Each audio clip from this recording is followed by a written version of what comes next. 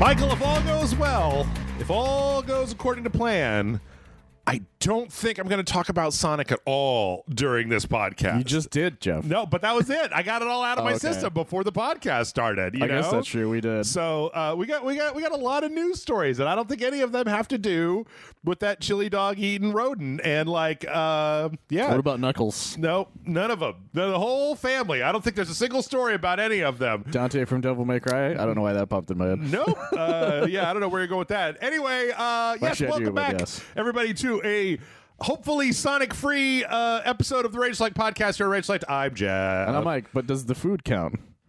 The what food? Sonic food. Sonic food? Yeah, Sonic.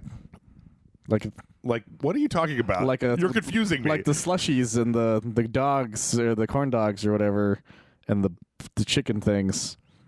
What? Sonic Drive-In, man. Oh, Jesus. Lord almighty. I'm amazed it took you that long to figure out what I was talking about. I didn't figure it out. You had to say it out loud. That's why I was confused. Look, you're too tired for that. I'm too tired for that. We're all too tired. Apparently, we all are. Subtle jokes. Yeah, we got somebody's screaming at this fight at this podcast. I don't. Yeah. I also haven't been to Sonic in a long time because, look, if I want to shit myself, I go to Taco Bell like That's a real fair. American.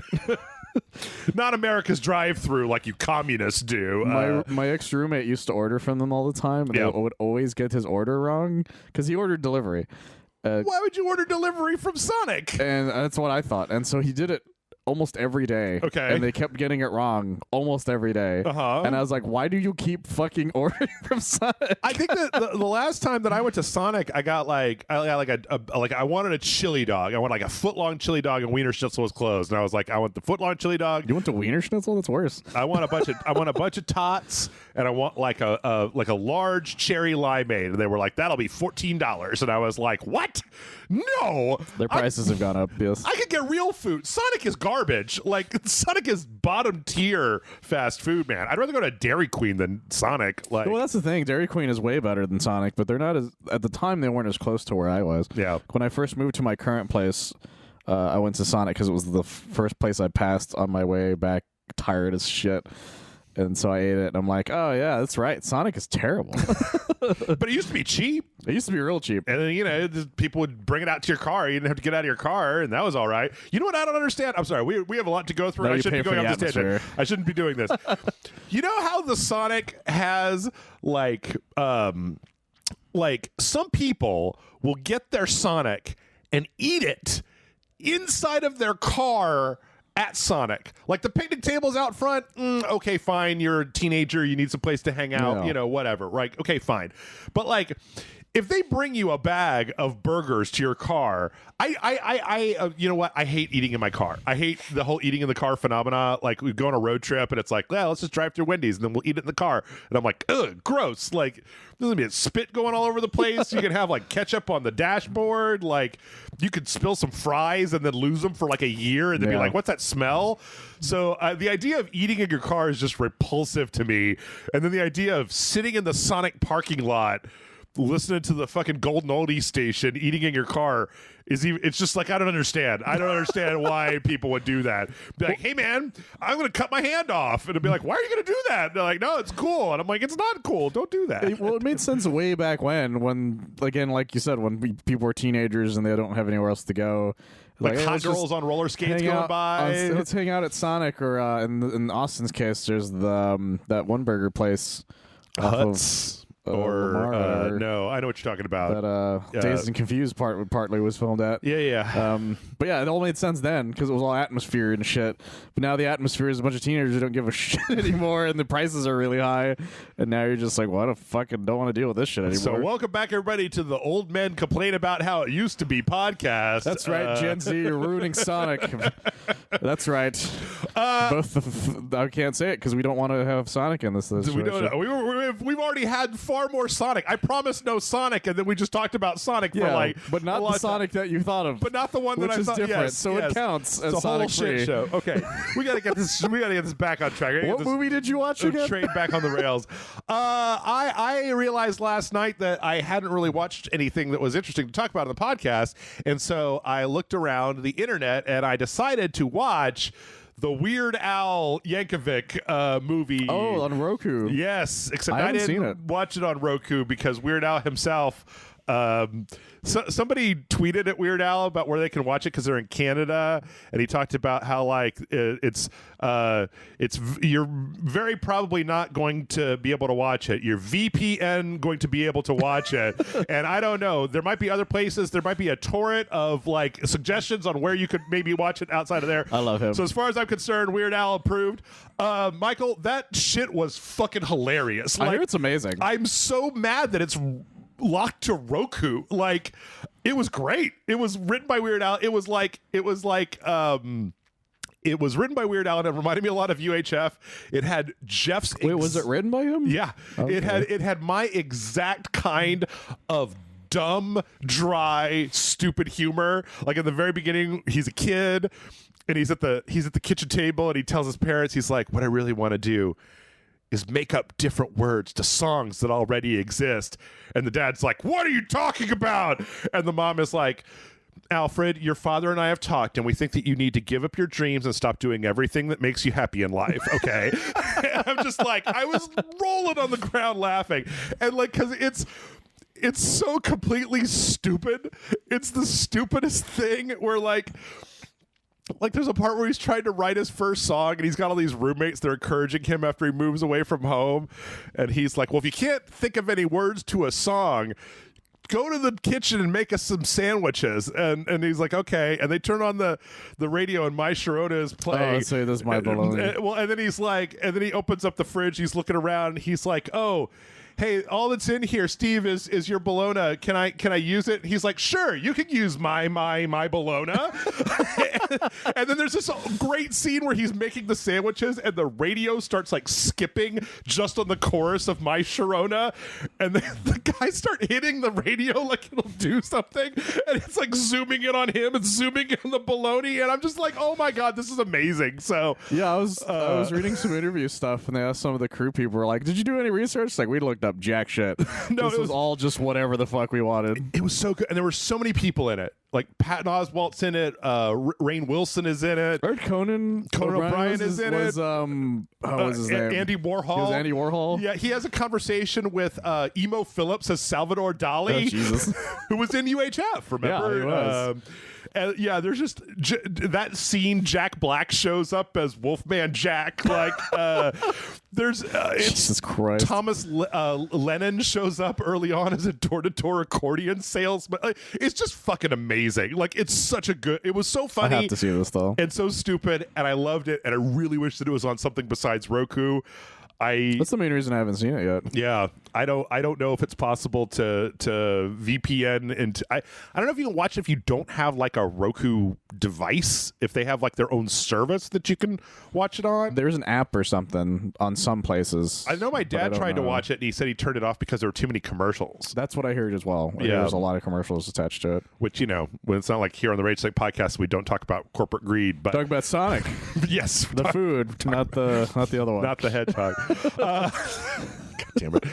But yes, go watch Spaceys. the Weird Al Yankovic story. It's fucking great. The only other thing that's a little weird is that what's his name that plays Elijah Wood plays Al, right? No, that. Or no, it's Grant Davis.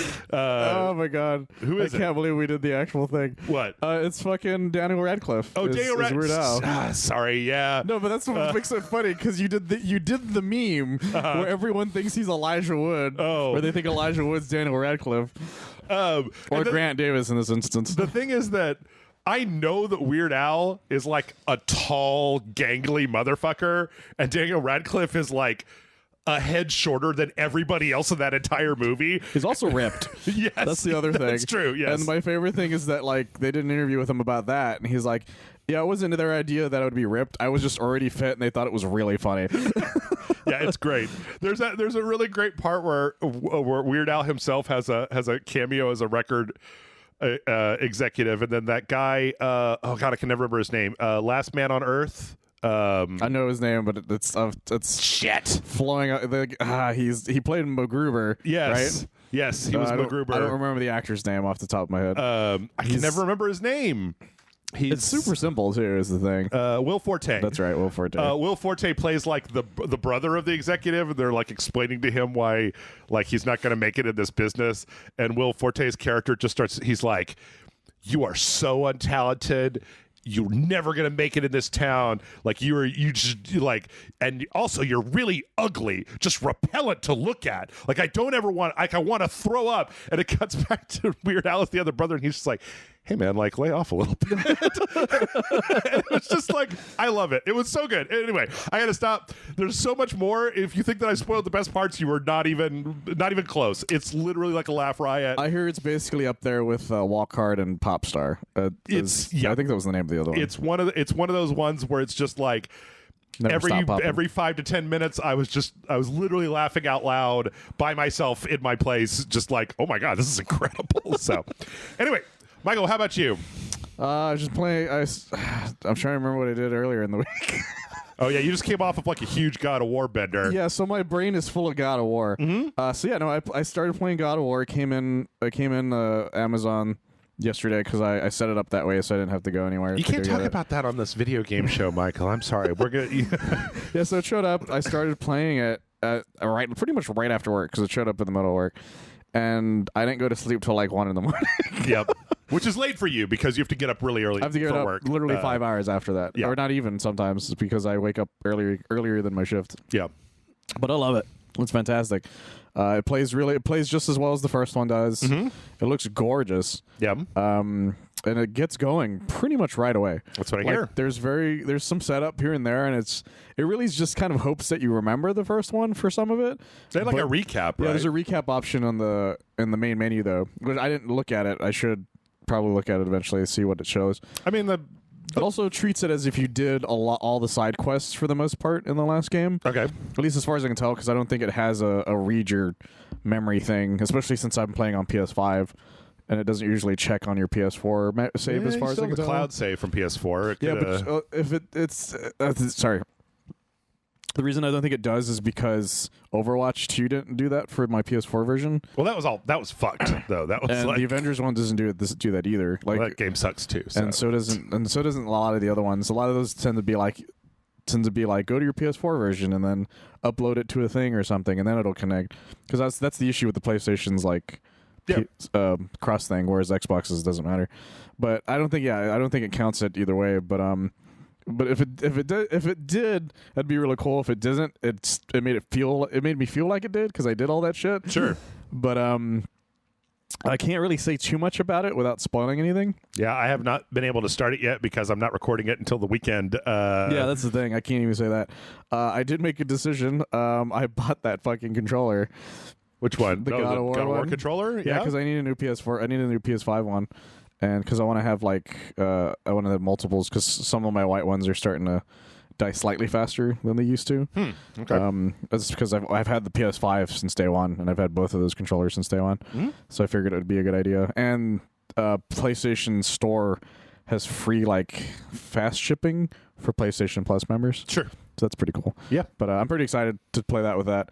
I also used my headphones when I played it, so I did the 3D audio thing. Oh, okay. And that was pretty cool. Okay. So I think it plays amazingly, and it's so good. that 90 on 95 or whatever on Metacritic is deserved. Yeah, I'm 7 hours in, and I don't think I've even scratched the surface of it. I saw a thing online that said if you mainline the main story, it's 20 to 25 hours, but if you do all of the extra stuff, it's 60 to 70 hours or something like that. Good. That sounds exactly right. So, because I've already done a lot. I've already done a good chunk of side quests, and there's stuff I still haven't even gotten to in some of those areas.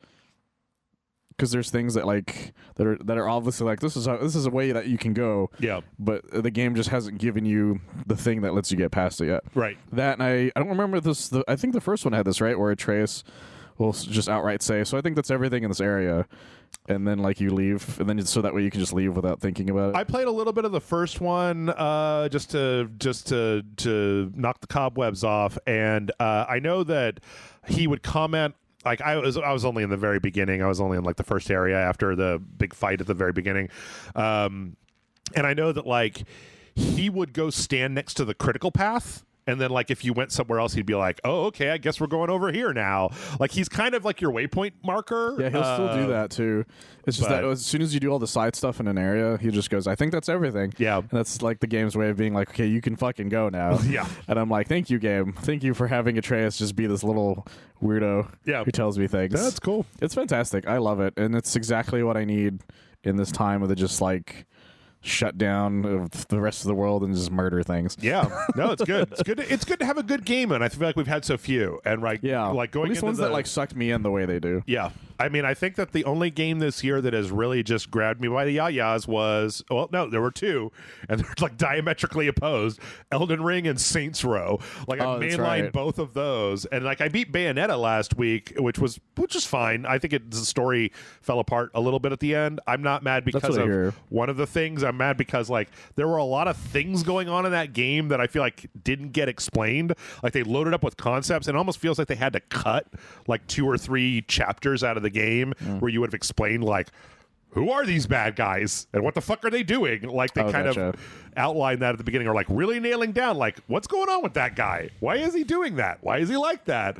What the fuck? The 3 main ones for me that have done it to me so far is that I can think of off the top of my head is Elden Ring. Yeah. Mario Rabbids. Yeah. And God of War, because that was the other thing I did was played Mario Rabbids. I got to the point where I got Bowser, but it started introducing enemies that were kind of bullshit. Yeah. So like it lowered my enjoyment a little bit, but like not enough to like just stop outright. Well, so I'll have to get back to it after that. Of the Nintendo Switch, we got a Nintendo Switch Indie World showcase this week, which I'm going to be honest, like, you know, there's nothing here to like knock your socks off. Anything interesting at least? There's some stuff that's interesting, but like, again, I'm going to go back to, we were talking those Sonic videos about that Escapist video about how like it was titled, I don't play good games anymore or something like that. Like a lot of the stuff here tends to fall into that category. There was one thing I think that I thought was really, really interesting. But for the most part, I mean, like, let's do this. The first game was called Venba.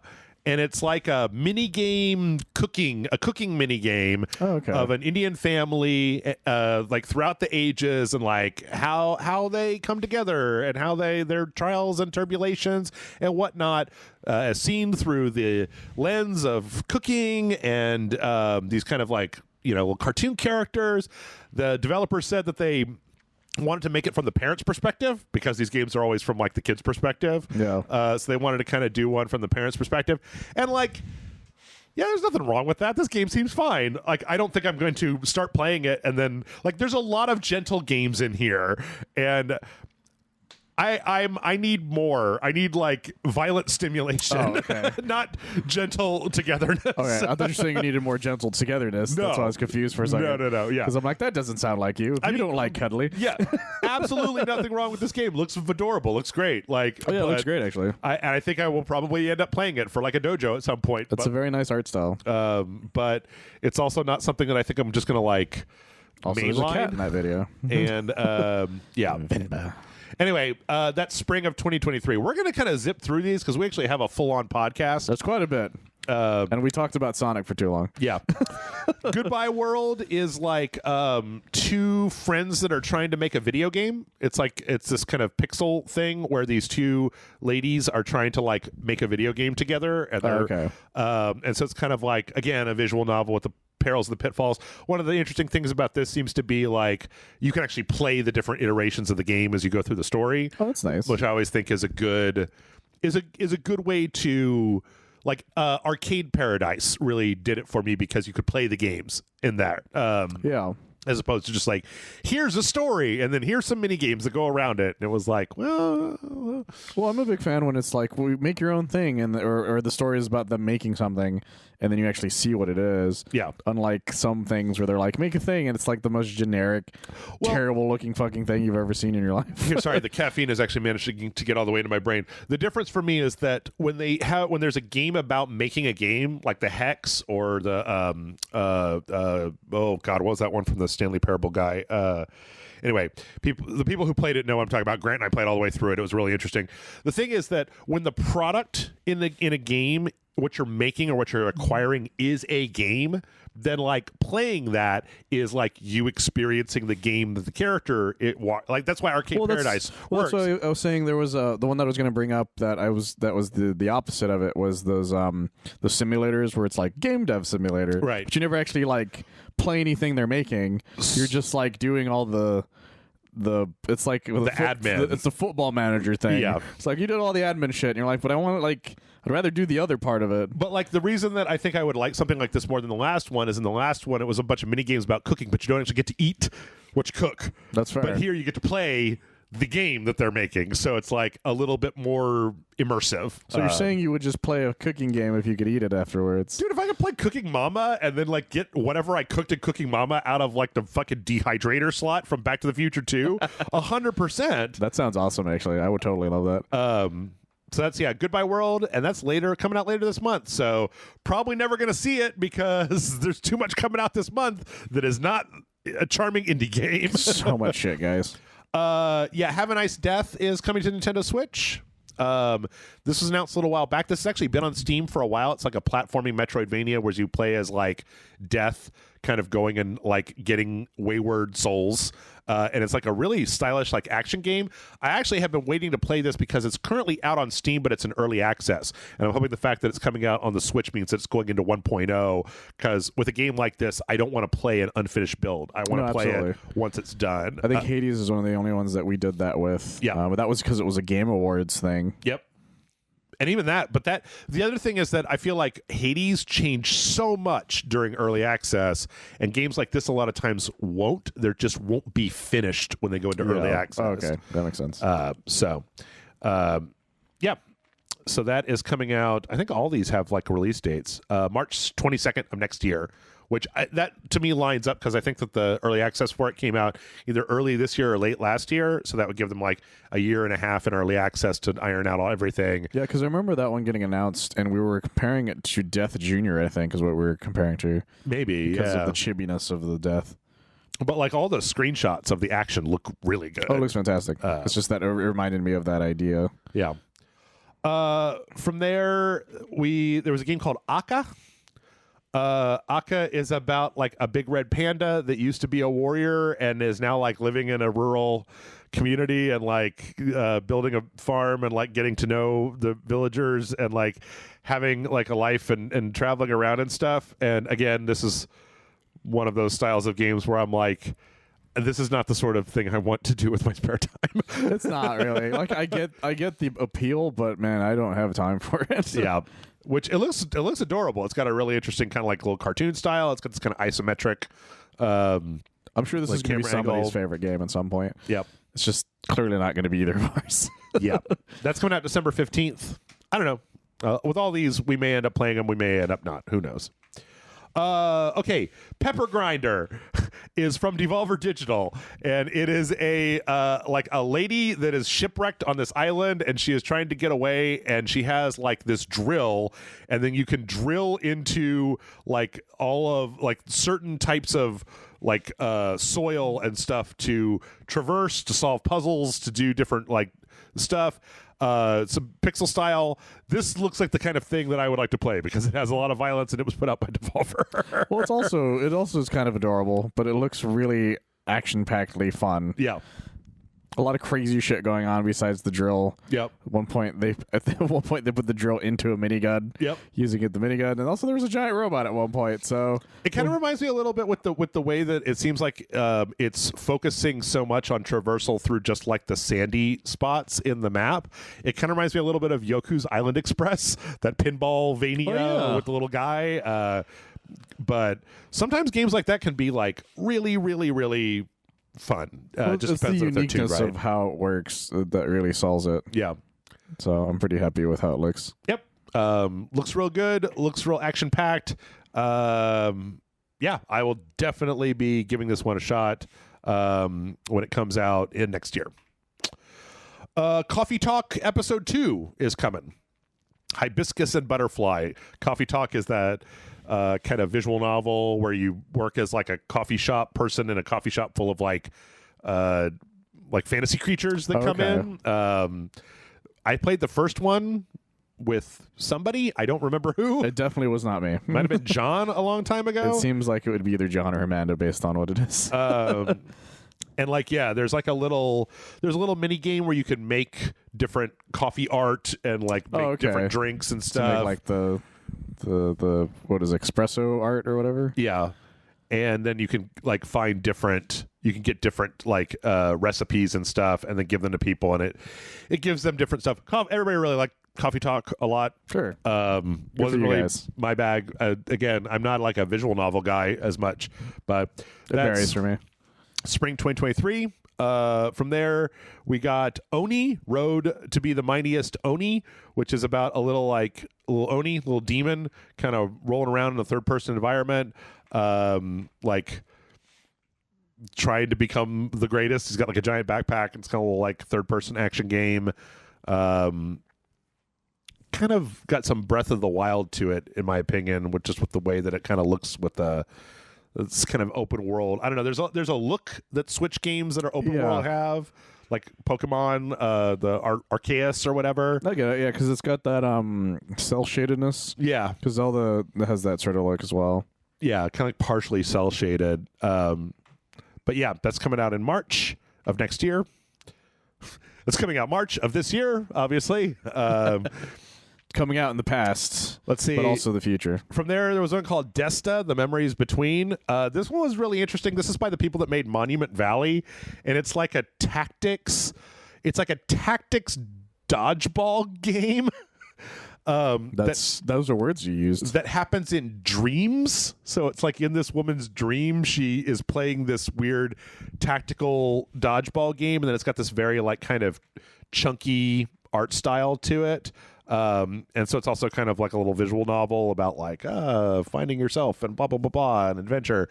It's kind of interesting. Yeah, it's got it's an interesting idea. Yeah, is the main thing. It's not something I think I would want to play. But it's more because the art style of the actual game itself isn't doing anything for me. Well, I know that you only play tactics games when they have rabbits in them. It's true, or Mario in them mostly. Yeah, but yeah, I don't know. Looks all right. Again, combined with, I feel like like roughly 50% of the games of this like combined with like a coming of age visual novel story that happens in between the gameplay. Well, a lot of indie games are just that nowadays. Yeah, it's a lot of coming of age things. Just like and I don't have an issue with it. It's just there's just a lot of them. Yeah, no, I get it. That's early 2023. Let's see. This one is called A Space for the Unbound, and it's like a pixel-based, like kind of slice of life thing where you're like, this is a Korean developer, I believe, and that like you're hanging out, like it's your last year of school or whatever, and then you find like you've got psychic powers, and there's like psychic demons around, and so you've got to like kind of run around and do stuff and do quests, but then also use your powers to like find the secret psychic pains of people and heal them and stuff. Okay, I kind of like the way that this one looks. Like, so it's how kind much of interesting. Coming of age is in it? Oh, it's all coming of age. It's obviously coming of age. Yeah, nobody makes stories about 40-year-olds. Okay, not really. If they do, it's usually pretty murdery. Why do you think that all of us nerds like fucking Kiryu Kazama and old Kratos and like Joel from The Last of Us? We're all no, just that's like, fair. Yeah. I'm an old man. Can we put some old men in these games? That's fair. It's completely fair. Yeah, that's coming out January next year. Watching anime is difficult now. Yep. Let's see. From there, we got Dordogne. There's some kind of French thing. That's like this hand-painted French thing where it's like this lady that goes back to her old childhood home and figures out that she can't remember a lot of her childhood, and so is like reliving her childhood. So it's split between two different like time periods, like when she's a young girl and then when she's like grown up. It's interesting. I don't know that the watercolor work, like there's all these like weird like you could see a lot of like outlines from time to time on art when they're like parallax moving. That's a little weird, but it's kind of cool looking. It's actually kind of charming to look at, and the character models don't 100% match the backgrounds, but they do a pretty good job at trying. I think that the reason is because the character models are sharper because they're 3D, and the background is like looser because it's watercolor. Well, some of it's 3D as well. Yeah. That is, but it's more. It's got a much more thicker watercolor to it, if that makes sense. Yeah. If you watch the trailer, you'll know. Yeah, if you guys watch the trailer, you'll know exactly what I mean. It's like watching a Scooby-Doo episode, and it's obvious what's in the background is going to start moving. Right. It's like that, but that's the character model. Yeah. Basically. And that's coming out spring of next year. Botany Manor is, I swear to God, this trailer started, they were just like, have you ever just wanted to be like a lady that lives in a house with a bunch of plants, and you got to like grow the plants, you got to like get the plants and figure out the exact position to put each plant into to make it grow the best? And I'm like, I know a lot of people who would be like 100% into that concept. That would be their jam. Yeah. And that is what this game is. Like, you got the whole game? Yeah, basically. I mean, I don't even think in here that they were like, and there's even a mystery to it. I think it's just like, you gotta grow some plants, man. Oh no, wait. There was a part where it was talking about the smog, and I'm like, oh, are you gonna save the city from air pollution by growing all of the plants? I think that's the idea. But for the most part, it looks just to be a game about living in a cool house and growing a bunch of plants. That's when you got to start making the weed, mix them in together. Yeah, you know, I remember when like indie games used to be like Shovel Knight and Hotline Miami. There used to be a lot of weird shit. You know, a lot of it is so gentle. It's all so gentle, and I'm just like, oh goddamn, guys. Well, it's the thing when like how indie films used to be. Indie films used to just be the most batshit insane thing, because it's usually the person was insane as shit who wanted to make a movie. It used to be like Six String Samurai, and now it's all like Juno. Yeah, that's exactly what I mean. Lady Bird. Yeah, we went from Orgasmo to like. Yeah, Lady Bird or Licorice Pizza. Yeah, basically. Yeah, every time one of those indie movies gets like everybody gets like, oh my god, it's so good, you've got to watch it. I'm like, what's it about? And it's like, well, there's a 17-year-old. I'm like, stop. Nope. It's coming of age. Unless the next line of that is there's a 17-year-old who gets kidnapped by ninjas and told he's the chosen one and only he can destroy the snake cyborgs from the future. Like, and sometimes that's the answer. Sometimes that is the answer. That is correct. It happens. But more often than not, it's about, and he's got a crush on a girl. And I'm like, oh, join the fucking club, pal. Like, Jesus. That's true. I don't want to think about what it was like to be 17. It sucked. It was not a great time. I didn't have a car. Although I do miss not having back pain. From there, we got this one called Once Upon a Jester, which is this very weird, like, we don't have audio for this, but it's this very weird thing where there's like these two characters, a jester and the sock puppet, that are trying to steal the jewels from the crown, and the only way to do it is to basically like improv battle all of the other troops of actors so that they're the ones who get to go to the castle to entertain the king. Oh, that's interesting. But then if you listen to it, like, the dialogue is all very stuttering and halty, and it's because they wanted it to sound like it was, they didn't want it to sound polished. They wanted it to sound like it was an actual improv. Yeah, like it was people making mistakes and doing stuff. Two brothers. Yeah, exactly. They wanted it to sound like interdimensional cable, and it kind of does, except for the fact that they're obviously like from fucking Sweden or Norway or something like that. Okay. And so all of the dialogue also has like that weird like Swedish accent when they're talking English, and it's so I don't know. It's possible that could be good. It's possible. I don't know. It actually might be good just because it sounds kind of insane. Yeah. And that's the exact type of video game that I'm expecting nowadays, that we used to get. It just reminded me, Tessa and I played this one game that was like, oh god, I don't even remember what it was. It was made by like two people, obviously, that were like European, and they did that thing, you know, there's those programs, it's not like a VTube, but like just rotoscopes over you and like makes you into kind of like a cartoon. Have you ever seen anything like I've that? seen those, yeah. And then they would just make this like adventure game where all it was choose your own adventure, but then it also had a bunch of songs in it, and it was really weird. Like at one point they're like, give me that chocolate bar. No, that's my chocolate bar. Oh no, the chocolate bar was radioactive and now you're turning into a kaiju. I'm a kaiju. And then sing like an indie song about being a kaiju.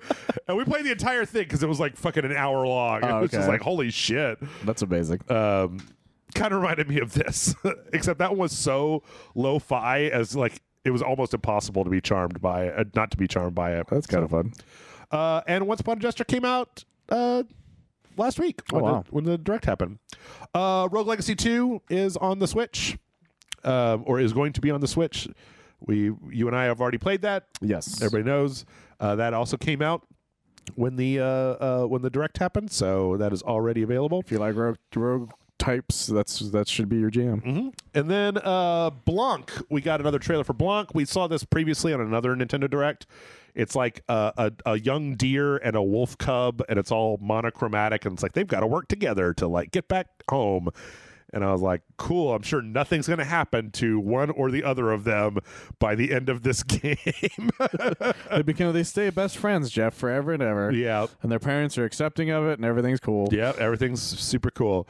It looks really charming, but I just, you know what? I almost feel like I need the devs of this game to come out and be like, neither of them die at the end, because otherwise I'm like, I see what you're doing. Yeah. You're going to get me all involved with these cute animals, and they're like a little fun adventure together. It's going to Fox and the Hound some shit. Yep. You fucking kill your ass. Yep. I'm old enough to see the signs.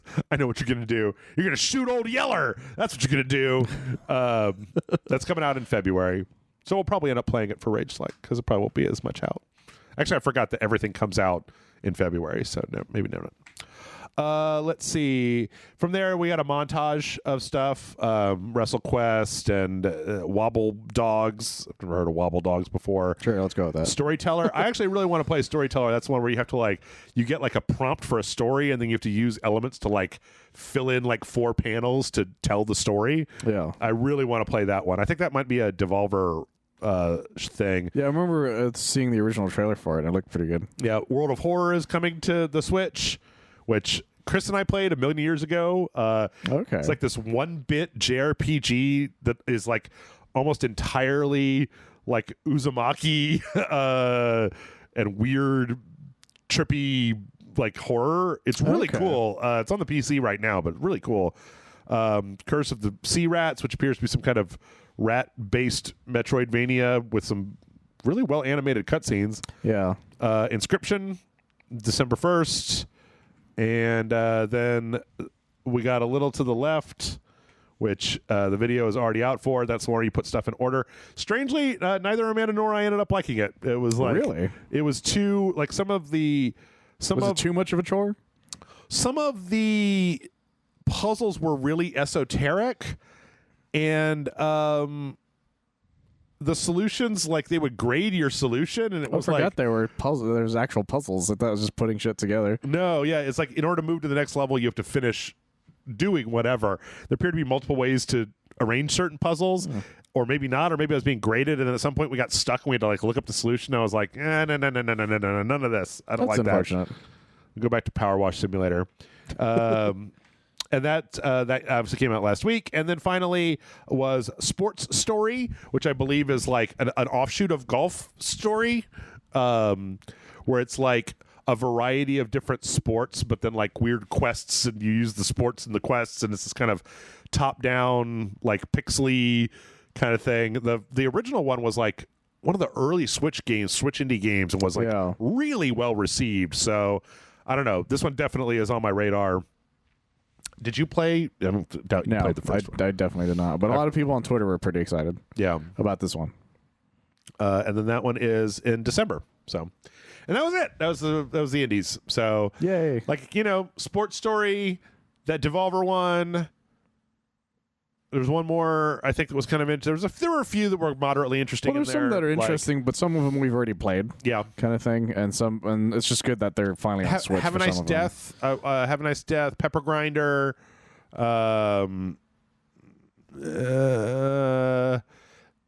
Yeah, maybe, and Sports Story.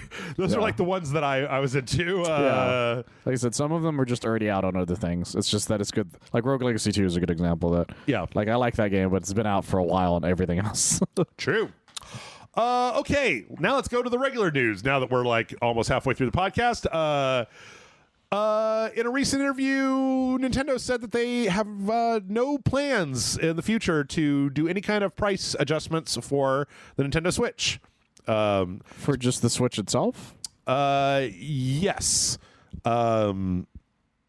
Yeah, they say that it won't take any such actions at this moment, but they're going to continue monitoring the situation. So okay, that's the kind of that's the kind of Weasley thing where it's like, I didn't say no, we're never going to lower the price, or no, we're never going to raise the price. It's just kind of weird that like we're so far into somebody pointed out in the comments that like at this point in the GameCube's life cycle, the GameCube was like half the price it was at launch, like because the Switch has been out for like 5 years or It's been something out for like a that. long time. The main issue, though, is that one of the reasons that happened to the GameCube is the GameCube didn't sell that well. Bombed. Yeah, everyone like fondly remembers the GameCube. Yeah. Forgets that the GameCube was not fondly received. Yes. When it first showed up. Yes. That's the reason the PS2 was the PS2 dominated that fucking time frame. Really did. And even the Xbox, that again is somewhat fondly remembered, did not do well either. Yeah.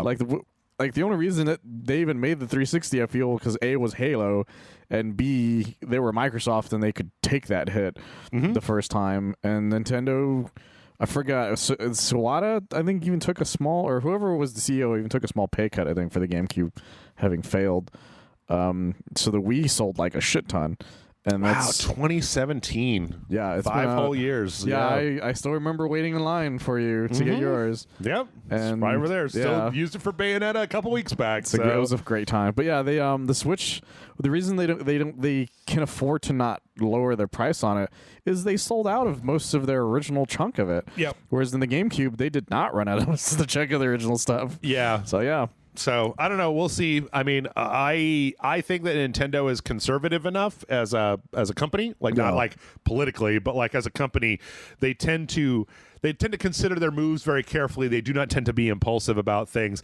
I think that Nintendo would probably actually lose money selling Switches for a year or two before they ever considered raising the price. And even then, I think that if the software sales made up for it, they wouldn't care. Like they would just be like, it's fine. And, well, they're one of the few places where their software rarely ever goes down in price. Yep.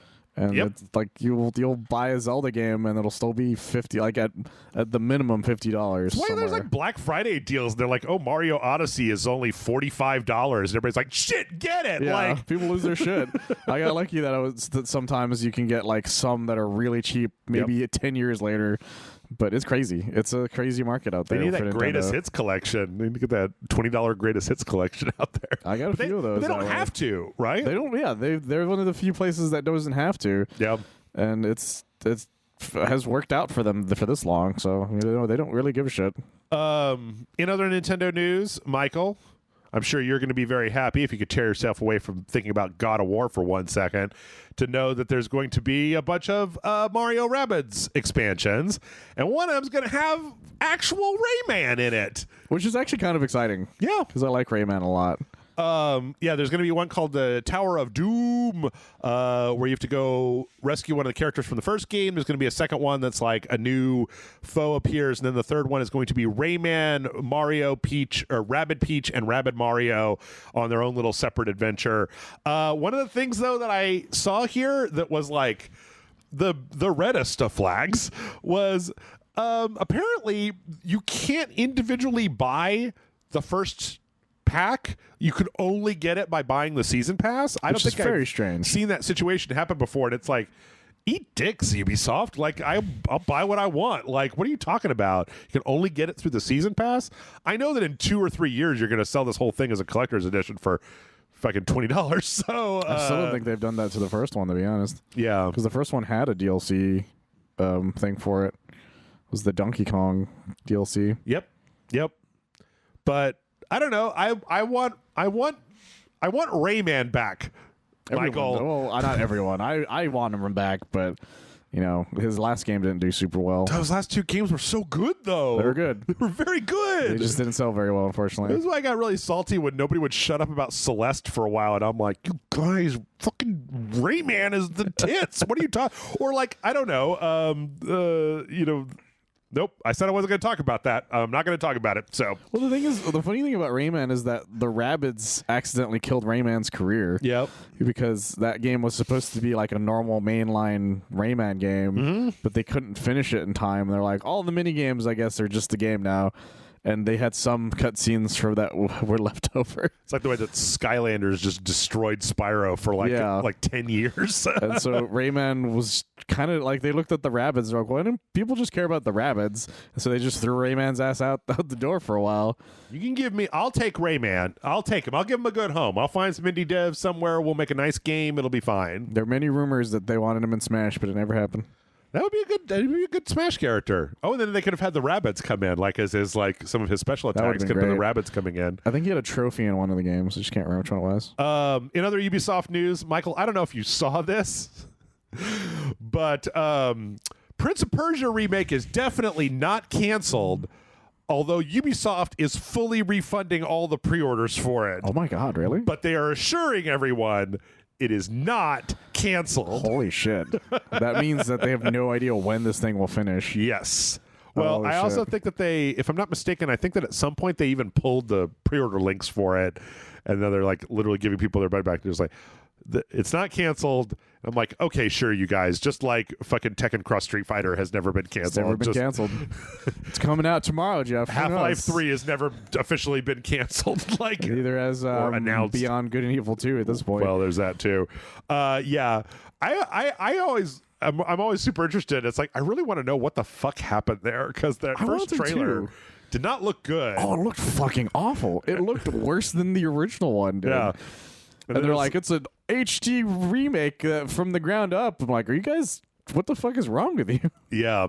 So, yeah, that if it's happened. anything like Black Flag, it'll come out in 15 years from now. Skull and Bones? Skull and Bones, that's Yeah. right.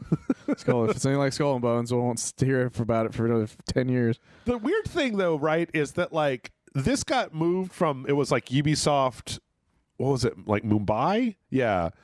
In Pune and Mumbai, and then got handed over to Ubisoft Montreal. You remember last week when we were talking about that company that was rumored to be making the Metal Gear Solid remake? Yeah. It's like, why don't you just give it to one of these companies that, like, Blue Point is probably got their hands full, but I know there are other companies that just kind of don't do anything anymore except for remake games from the ground up. There's a lot of them. Only one of them has failed recently, and that was the Star Wars guys. Oh, yeah, but, like, something happened there, too. Something definitely happened there. There was, like, went to LucasArts to show off a demo, and then, like, immediately the art director and the director were both fired, and the game was pushed back indefinitely. It's like, what was in there? Did everybody just have that? They were like, we've replaced all of the lightsabers with big floppy dongs. When they hit the thing, it just goes... When you become more evil, your dong gets bigger. What? Yeah. So, yeah. Good job, Ubisoft. You're doing great. Good luck, guys. Also, we got some... Okay, so last Ubisoft... I did a lot of Ubisoft this week. Last Ubisoft story. Ubisoft might be coming back to Steam. Interesting. So recently, Ubisoft has sold all of their PC titles through the Ubisoft Store and the Epic Games Store. But data miners have been looking at like some of the listings that have been in the Ubisoft database by like going through, and they found like Assassin's Creed Valhalla bracket Steam edition, and then like there was another game, I think it was like Rainbow Six is already on Steam. Roller Champions. It was Roller Champions was a Steam edition. This would make a lot of sense because I don't have this as a full story, but Modern Warfare 2 made $1 billion in its first week. Did it really? Yep. And part of that has been attributed to the fact that this is the first time in a while where Modern Warfare has been available on Steam instead of just through Battle.net. That's true. And that there's been a huge boost in like PC people because apparently the PC gamers are the last bastion of people that are just like, no, I refuse to download a 5 megabyte piece of software in order to play my favorite franchise. Never, I say. That's the thing. You'll see that all the time when something's announced and they're like, this is coming to Steam, right? That's always like the first question PC game wise. Mm-hmm. It's like, is this Steam or Epic? Because if it's Epic, you can go fuck yourselves is usually what people's comments are. It's really weird to me. Because if I want to play a game, I just go do whatever. Yeah. I downloaded the Bethesda launcher for fuck's sake. Like, yeah. I downloaded the Epic game launcher to add people to my friends list in Epic to play Ghostbusters with. because you can't add people on the Ghostbusters game through Epic. Oh, you have to do it, and the only way you can add people is either through the Epic's game launcher or Fortnite. That's literally it. Well, I know you have Fortnite because you bought Goku. I do have Fortnite, which is actually how I added John. But this would actually make quite a bit of sense because I don't think that Ubisoft is making enough. I think that they're probably factored that Ubisoft seems to be in bad straits right now, and so getting an artificial. What was your first thought about that? Was it the Prince of Persia thing, or was it Skull and Bones still getting pushed the fuck back? Listen to any podcast over the last 9 months, and you'll find out. Exactly. So it makes sense that they would do something like this in order to offset all of their or some of their failures by getting the earnings from just going back onto Steam. It's a great idea, to be honest. I think it's people are always wonder why people will go to Epic all the time. Yeah. And it's usually because Epic's willing to give them some money. Mm-hmm. But some of these games have been out for long enough that it just doesn't really matter. And people are still waiting for games to come on Steam. That's true. So yeah. Very true. Indie sales and such. Let's see. In other coming back to Steam news, the Dark Souls remastered PC servers are finally back online. Oh yeah, I forgot about that. Yeah. And you know what? This makes all of them because Dark Souls 3 was reactivated in August, Dark Souls 2 was reactivated in October, and now Dark Souls 1 is reactivated. The original game, this is a remaster. The original game servers are fully depreciated and offline. They're never bringing them back. That's fair. But yeah, they went offline in January. And then they oh shit, yeah, that was that long ago. This shit was put on the back burner because it was the same netcode that was in Elden Ring, and it had to be fixed in Elden Ring in February 1st. Yeah. Like it couldn't. Elden Ring had to launch with multiplayer, so and then it's taken this long for them to get that shit put into the other ones. But now you can go online and you can play multiplayer in Dark Souls again. So huzzah! That's badass. Huzzah! Huzzah! Let's see. Speaking of multiplayer, Halo Infinite got a whole bunch. They got their winter update that we talked about last week. Yeah. Got a lot of stuff. I was actually surprised, Michael. I want you to tell me this because I feel like I got something wrong and I didn't understand because this latest update that happened put campaign co-op into the game. Is that what it said? Yeah, it said it put network campaign co-op.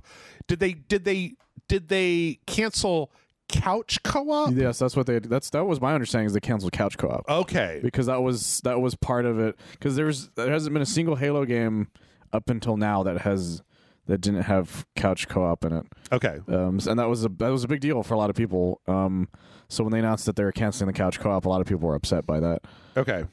So yeah, this brought in 2 new maps, even though one had to be taken offline almost immediately. That sounds about right. But they're 4v4 arena maps. Okay. It added multiplayer co-op, the Season 2 Battle Pass, and then the beta for Forge is now in there. People have started fucking around with Forge to make Forge stuff. That's good. And I think that's technically... Is that...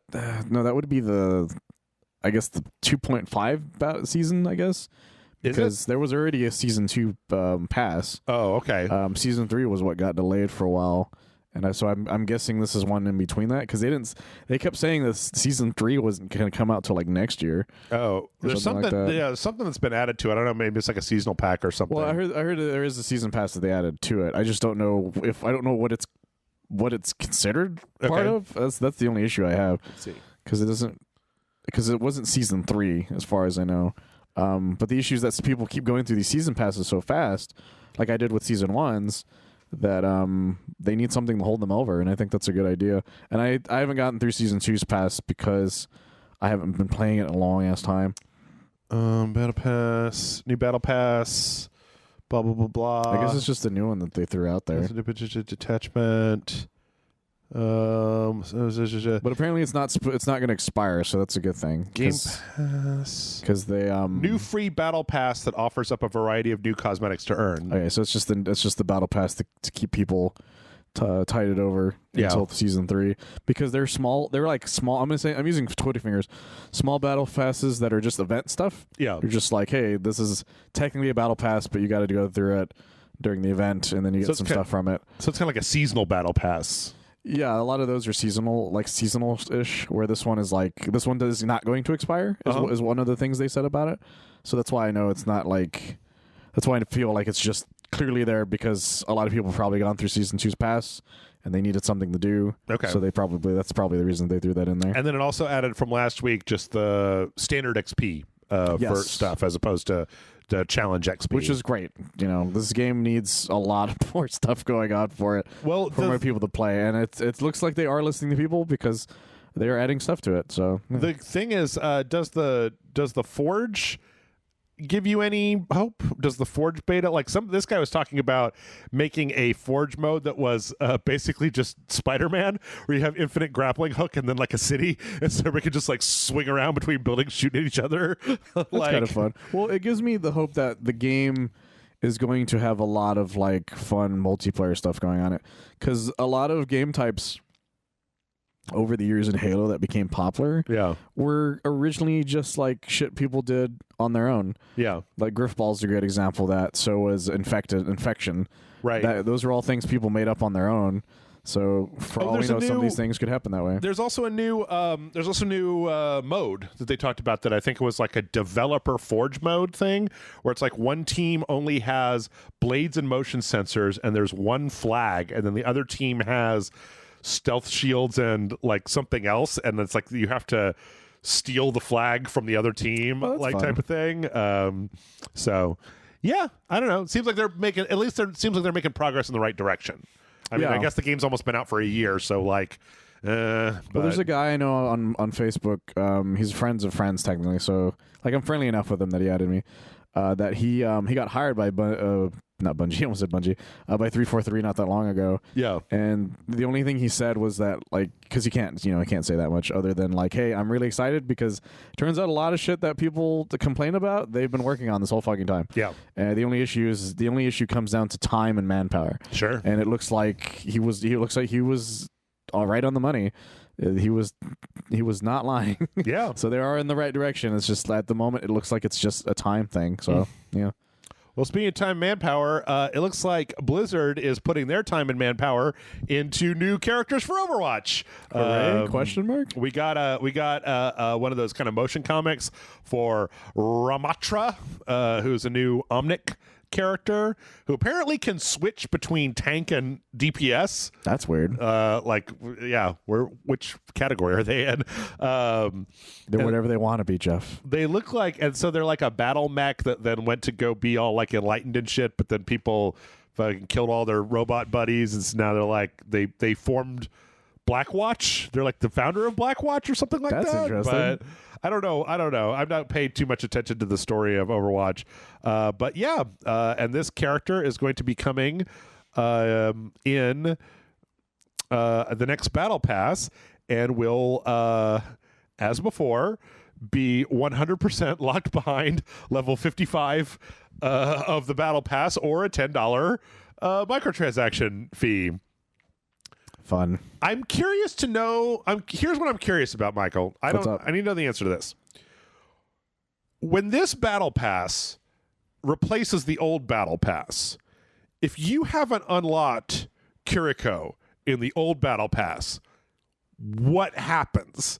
Is there still a free way to unlock Kiriko if you didn't have the time to spend 70 hours playing Overwatch to get to that point in the Battle Pass? Well, if it's anything like some of the other battle passes that have existed out there, the answer is no. Yeah. Because a lot of times what happens with those old battle passes is that those things just become only buyable. Yeah. I know for a fact, Multiverses recently, some of the ones that were part of that original free battle pass in the original beta before they went like full season 1, some of those became buyable in their shop that they're opening up soon. I don't know if they've already opened it. But one of them was that Shaggy that like makes him look like a rich guy. Yeah. Whatever, that was part of that battle pass, but now it's like almost $20 to buy it. And so if it's anything like that, that will be the same issue. Mm-hmm. I doubt they'll go that far price-wise, but it's still not a good look for them in general. Yeah.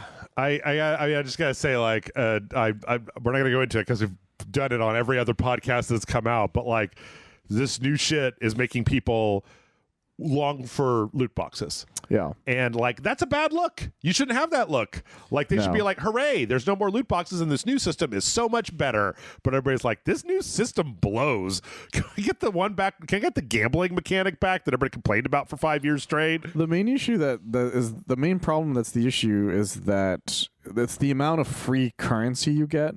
Yeah. Because if you got enough free currency that make it easier to get these things, then people wouldn't be as annoyed with it.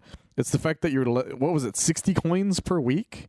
If I remember correctly like that? I thought it was like 16. No, I guess it is 60. It is 60. It was like the equivalent of like 6 cents or something, which is fucking ridiculous. Yeah, because it's $1 for 100 coins.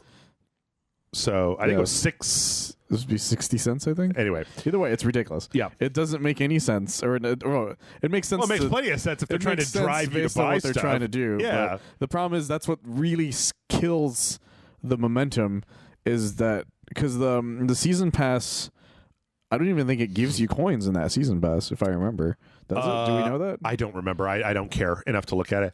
That's the issue. Some season passes don't even give you the amount of coins it would take to buy another season pass. Right. And that's why Fortnite has worked out so well, is because if you finish the season pass, you can buy another season pass with it. Yep. Even the Avengers season passes had that going for the heroes. So World of Warcraft does that. We talked about it last week. Yeah, exactly. But there has to be a cyclical thing that keeps the feed that makes sense to them. Yeah. But they keep not making that part. They keep only looking at the money part of it and not the part that keeps it going. Yeah, no, the patty bucks, Jeff. Right. It reminds me of at the beginning when I was talking about how my dad was trying to watch the Weird Al movie on Roku, and there were so many commercial breaks that he just turned it off because he was like, no, I can't watch a movie if every 8 minutes you're going to run 2 commercials. No. Like, and the thing is that they've gotten too greedy. They're too greedy. Like, I don't have a problem paying for my entertainment. I don't even have a problem watching commercials. But like, I now, like I said before, maybe I'm part of the problem, but I now pay for YouTube Red because I like to watch these long live stream, like an hour and a half live stream that got posted to YouTube type of thing. And the default number of commercials in that shit started to become so unwieldy that it was like, I can't watch this.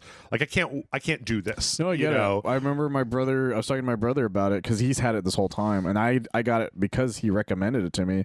He's like, just try the trial, and you'll understand exactly why I have it. Yeah. And I did, and I was like, oh, he's fucking completely right. Well, it didn't used to be when it was one at the beginning and one at the end and one in the middle, right? And they were like 30 seconds. Right. Where now, if I'm not paying attention, there's like a 3-minute video in the middle of the ad, or like in the middle of a 2-minute video. Oh, and dude, it's like, what the fuck? Some of them, they let them put like those dumb, it's like a 15-minute short film that they've registered as an ad. And if you don't hit the skip button, it'll just, it'll just play it forever. Like doing other stuff while YouTube video is on. And I was just like playing Vampire Survivors. And then it was like, why is this ad still, oh, fuck you guys. Like, that's the reason that was one of the reasons I'd stopped leaving YouTube for my dog for a bit, because I remember I'd come back from work and I'm like, why is this just giant fucking infomercial that's 45 minutes is playing that's an ad? Yep. It's like, what the fuck? Boo. You know what? We're going to go a little bit over last but not least. So the new Modern Warfare came out. This is a fun story. This will be a good place to end. The new Modern Warfare came out. There is a mission where you're playing as Ghost, and Ghost says there's like this exchange between Ghost and Soap, where Soap's like, "Do you ever take off that mask?" And he's like, "No." And he's like, "Are you just really ugly under there?" He's like, "Quite the opposite, in fact." And so like TikTok has started getting like super thirsty for Ghost, like basically like bimbofying Ghost, where like when they get to the like quite the opposite in fact, that like people are doing these TikToks where like when he gets to quite the opposite in fact, like there's one where this guy and he's like they're holding their controllers like guns, and then they go, and when he says quite the opposite, it shows them like bending over, sticking their butts out. Oh Jesus. Or this one with this one guy where it's like he's all like in a hoodie, and then when he says the line, he's like wearing a maid costume. And like there's like a lot of like thirsty Ghost fan art that has started to pop up. Oh my god. But then also the Modern Warfare community is really mad that people would dare to make the boy, their hard, deadly boy, into such a bimbo. Like, this is my favorite thing that's happened, because this keeps happening, and it makes me laugh that much more. Because recently I started seeing this with Solid Snake more and more. Yeah, is that people bimbofied him and Otacon together. Yep. And I'm like, you know what, world? I'm cool with this, and this is amazing. Yep. But every now and then I'll see like somebody from some weird Metal Gear Solid fan and be like, no, he's like the coolest dude ever. But everybody's just like, it's the gayest fucking thing in the world. Yeah. Yep. So happy about that. With that, we're going to go ahead. We're going to take a break. Don't worry, when we come back, we don't have quite as many tabs as we did last week, Michael, No. but there is some controversy. Is it Sonic related? What did I tell you? What did I tell you? The tots, Jeff. We gotta take a break. Michael and I need to have a conversation about what words we can say without getting demonetized on YouTube. Chili dog.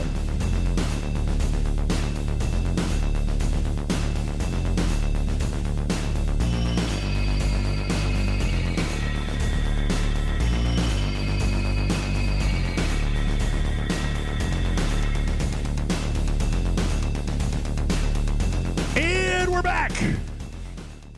We're back for the second part, Michael. You remember what we Yes. talked about? We talked about that the Ghostbuster toys at Sonic are coming out. Shut up, fucking okay. They're spoons mostly. Next up on the news, Cyberpunk 2077 got a huge update. Oh yes, a lot of different stuff that was fixed. One of the biggest things that got fixed apparently was if your character avatar went to a ripper dock and then you adjusted the boob size and then exited, that your boobs would then clip out of your clothing and just be out in the world. I'm amazed it took this long to fix that, because I remember that being a thing for a while. Yeah, but there was a lot of like stuff like that clipping. There was like people's dongs would like clip through their pants. Yep, that was a whole thing. It made it real difficult to stream Cyberpunk for some people. Yep. So yeah, bunch of new fixes for Cyberpunk. It's funny. I actually yesterday I found out that GeForce Now has a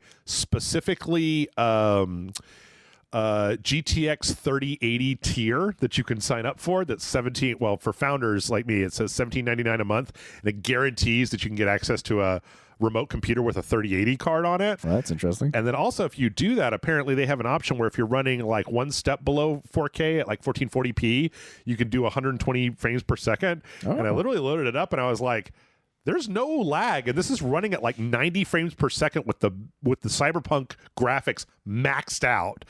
Like, then I realized that GeForce Now doesn't have that many games because people kept pulling them off. So like you can't play a lot of the newer games on there, or I haven't purchased them on the PC because I've been purchasing them on the console. That's so true too, actually. I don't know. To maybe do it's tricky with that place. But yeah, if It's a silly place. you're looking to play Cyberpunk 2077, your boobs won't be out. Much the same cannot be said though about this guy that leaked the new Hideo Kojima game. So weird. So this is a video of a guy with no shirt on pointing his camera at like an iPad, so you could totally see him with no shirt on in the background, of somebody playing what appears to be a build of the next Kojima game. This is the future Black Mirror warned us about. It's like you could literally, I don't know what the fuck is going on. It appears to be like a YouTube video of something. Like somebody else leaked this on YouTube, and then this guy recorded it on his cell phone and then put it up. So I'm just gonna say right now, like, if you don't want any information about the next Hideo Kojima game and you want to be surprised when they announce at the Game Awards, they have to announce at the Game Awards. Yeah, at this point, where they're going to at this point. Skip forward a little bit, but it appears that this game is being played by somebody on their cell phone. Or like they're playing it with their cell phone, like the person who's actually playing it in the like little picture-in-picture, and then like there's a thing where you're seeing like these monsters, and it's like a little tap this place on the screen prompt comes up. I don't know. I could just be completely reading into it wrong there, but it's Margaret Qualley with a flashlight wandering around looking at stuff like through like a Silent Hill building, getting chased by some kind of monster. mostly just Margaret Qualley like making scared faces. Yeah. In incredibly low resolution, considering this is like a stream being filmed off an iPad with a cell phone. Yeah, it's clear this is like really early. Yeah. Like looking even at her character model that you can see, like her face isn't nearly as detailed Right. as it would be, say, like in Death Stranding. But it's hard to tell because everything's so bright on her face. Like you can see everything. You could see in a certain part that was a person like tapping on the phone, like when that thing came up. Did you see that? I did. But it's hard to really tell what is going on with this. Look, I'm just happy that Hideo Kojima is going to make himself a goddamn horror video game, because he's obviously wanted to for a long, long time, between the scary parts of a variety of different Kojima games that already exist. 100%. To PT. Like, this motherfucker wants to do that shit. And this is obviously what's going to go on. The weird thing, of course, is the fact that this Yahoo filming this thing couldn't even remotely come up with a better idea than hand holding a cell phone pointing at a fucking iPad.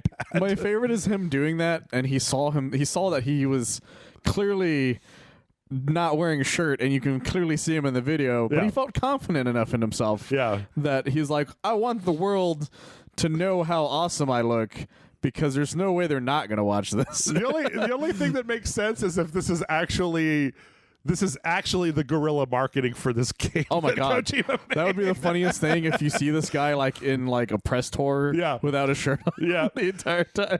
Well, also, he's in a he could have turned the lights off in the room that he's in, because it's a shiny screen that's reflecting him, and every time that Ms. Qualley goes into a dark area, which being a horror game, there's a lot of darkness into it, it just turns it to a point where the glare from the overhead light reflects him into the screen, and you can barely see what the fuck is going on. Yeah, so it's very like I don't know where he is. This must be somebody's computer or something that is not supposed to be his. Yeah. Because there's no reason for them to be doing it the way he's doing it. Motherfucker's also only got like 6% left on his battery on his iPad. Like, plug that shit in, bro. Come on. Like, turn off the Bluetooth or something. Yeah. Like, you got a lot of shit going on that fucking iPad. Anyway, I can't wait. I can't wait to find out. I can't wait to see the actual full reveal with what is Hideo Kojima doing when it comes to horror games. I can't wait to watch it without my shirt. Yes.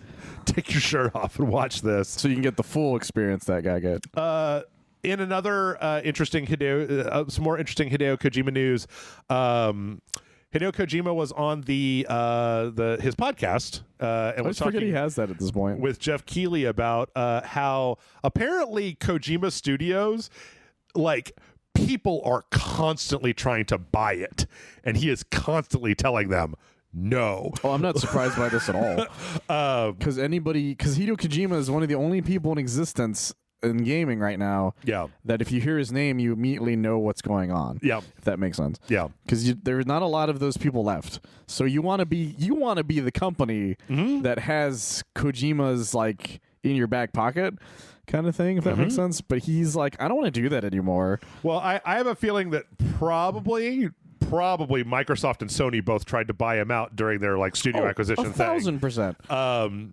But then they probably wanted to buy him before they bought Bungie. He specifically said, I didn't actually know this, but he specifically said, he was like, when I left Konami and I founded Kojima Studios, I founded it with like 100% my money, like with my funds. I started the studio because, like, all I want to do is have a place where I can make the video games that I want to make and not have somebody tell me anything. And it's just like, man, it had to really suck working at Konami. Like, 1,000%. Konami, like, there's a lot of steps in between full autonomy and working for Konami. There are a lot of companies in between there that would have let you do some shit and get away with like doing other stuff. But like, but I like the idea that he's just like, yeah, man, if I want to make a game where Norman Reedus like walks across America, I don't give a fuck who thinks that's a good idea. I'm gonna make it. Yeah, it's gonna have that. It's gonna have a bunch of Monster Energy drink shit going on. Yep. Who the fuck cares? Like, that's where he was at. Norman Reedus has to get everybody on Facebook and deliver some Amazon packages. Honestly, it explains the Monster Energy drink thing, because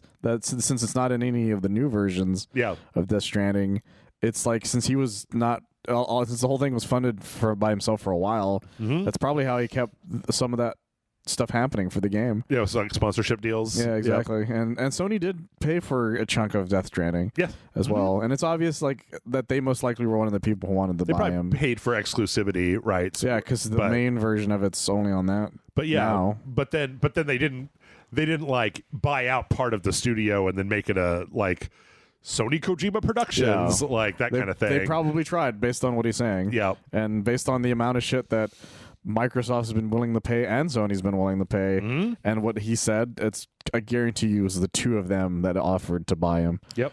And it also probably explains why he's making games for both of them, because they probably approached him with that, and he said, "That's great. The answer is no, but I will make you a game." Right. Yeah. And so then they probably were like, "Yeah, of course." Yep. So yeah. Also, he also came out and talked about there was like supposed to be there was a rumor that there was going to be that the sequel to Death Stranding was going to be like a Stadia exclusive. I or something remember like that. Yeah. And he came out. He was just like, "No, dude, I don't know where this shit comes from." Like, there was another part where he was talking about the rumors with that blue. Whoever The Blue Point one. not Blue Point. No, the blue, Point. That's right. I said that last somebody time. gave. I did the exact same fucking thing. And he's just like, I don't know where these rumors start, so something. I don't know who to address to tell them, like, no. But I get, like, a lot of emails from people that are just like, I heard this. And he's like, no. Yeah. They'll send him like screenshots like, this is proof. He's like, no, it's not proof because I know for a fact that's wrong. Now, in a certain way, Kojima was cute enough with the Metal Gear Solid 5, right? That it's like, hey, are you doing this? And he's like, no. And it's like, that's exactly what somebody who was doing it for secret would say. Yeah. But by the same token, I can only imagine how frustrating it is to be like, no, I didn't. The real answer is no. Well, it reminds me of like when people on Twitter were like, there was rumors that the next Suicide Squad will be this, and James Gunn's tweets are like, no. What is wrong with you people? You're just making shit up. Yeah. Because he's like, he's one of those few people that will automatically tell you that it's like, no, you're wrong. But You're completely wrong. But then, of course, we've been lied to so much over the years that, again, the response to no is just like, yes, but that's exactly what they would say if they didn't want you to know. In Kojima's instance, that is 100% the issue, is that he has cried wolf too many times. Yeah. And now the wolf is coming for him. Let's see. Speaking of big creators, we got some updates on the Disco Elysium situation. This is a really big, crazy fucking thing. I read through this. We have a lot of we're in the controversy zone. We're in the controversy zone. Pew, pew, pew, pew, There's one that I know of that I read parts of it, but I didn't read the whole thing. So, okay. This week we got two statements from here. For anybody that doesn't remember, there was a core section of writers / creatives that left ZAUM and went off and have basically been trying to get back the rights to kind of the Disco Elysium universe. They say they created it, et cetera, et cetera. Previously, we were talking about basically like it seems like you've got a bunch of like weirdo communist creatives, and then you've got like a game studio, and then at a certain point, the game studio was like, okay, you either have to do work or you have to get the fuck out of here. Yeah. And then, but they're like, but we made this shit up. And it's like, yes, but you also signed contracts. Okay. So, one of the first thing that came out was a statement from, Robert Kurvitz and Alexander Rostov, who are the game director and the art director, talking about that lawsuit that we heard about. Their contention is that the originally, this is very difficult, so I'm just going to use, there are a lot of like Eastern European names in here, guys, and I'm not trying to be mean to anybody here. Let me just say, we've got Margus Linnamäe. I'm not even going to try to help you. And then who is an Estonian businessman, and then there are two more Estonian businessmen, Ilmar Kompas and Tonis Havel. Okay, so I'm just going to call these guys Owner 1, Owner 2, and Owner 3, okay? There's literally a company name that's in this article that just looks like somebody fell on a keyboard. Yes. Yes. So the contention here is that independent, like, okay, Owner 1 had majority stake in the company, right? Yeah. And then Owner 2 and Owner 3 bought out that stake in the company, and that original guy left. Now, Kurvitz and Rostov's like allegation is that a third person within the company routed company funds that were supposed to be used for development or whatnot directly to owner 2 and 3 so that they could buy out owner 1. That they bought him out with funds that were internal to the company that were supposed to be used for game development, paying people, et cetera, et cetera, et cetera. And that this, once that happened, that then the owner 2, owner 3 started basically like really tightening up the reins and running it like a more, like what you would expect out of a crappy Eastern European video game developer. We've heard some horror stories in the past about that. Yeah. That's the gist. Like, you can go back and read the whole thing. There's like linked articles, et cetera, et cetera, et cetera. And they basically say that they're, that once that happened, that they kind of got like pushed out, and that it's caused them all like mental distress, and they're trying to kind of get back the rights to the thing that they made because it's their baby, et cetera, et cetera, et cetera. Yeah. However, this time ZAUM studio put out their own statement and basically said that those people that got pushed out weren't working, that they didn't do any work for 2 years and just showed up and collected a paycheck, that they were really shitty to the work environment, yelled at people, were bad to women. Who knows whether this is just them jumping on that bandwagon or whether it is true. And that they also went behind the company's back to try to sell like spin-off titles to other companies, like thereby taking the fucking revenue out of the company that was made to work on Disco Elysium. So we got a real he said, she said thing going on here. Oh, 1,000%. It is unclear whether it's possible. It's entirely possible, Michael, that ZAUM has basically ginned up like the things that will make the internet very mad and put them and made those allegations against these guys to weaken their credibility in the community. As we found out with the Helena Taylor situation, a lot of times at this point, I've kind of come to the conclusion it's like, I need one of you guys to provide like documents that show the shit happened. Well, that's the tricky thing. So often there's not that, you know. That's always been the tricky thing about internet accusations, is that they'll be like some of the most fucked up things you've ever heard. Yeah. But then it'll be like, so where's your proof of it? They're like, well, it happened. I'm like, cool. The fortunate thing is that you saying that is not always true. Right. Because we can point to a lot of things on the internet. Again, for instance, people saying that Death Stranding was going to have a sequel in Stadia. Right. So it's possible that this evil corporation is stealing the intellectual property of a bunch of good-hearted communist artists who are doing their best, and that they made up a bunch of false allegations to drive them out so they could make Disco Elysium 2, which will be crappy and will just be a big fat cash grab that fucks over the intellectual property or blah, blah, blah, blah, blah. It is also entirely possible that the communist fucking artist collective was a bunch of fucking assholes who refused to do any work until they were creatively stimulated, and they had some outmoded ideas about the ladies and were like, you know, treated the place like their kingdom because they came up with Disco Elysium, and the entire internet has just been sucking their dicks about that since that game came out. Well, they have the music, Jeff. What's that? The communists have the music.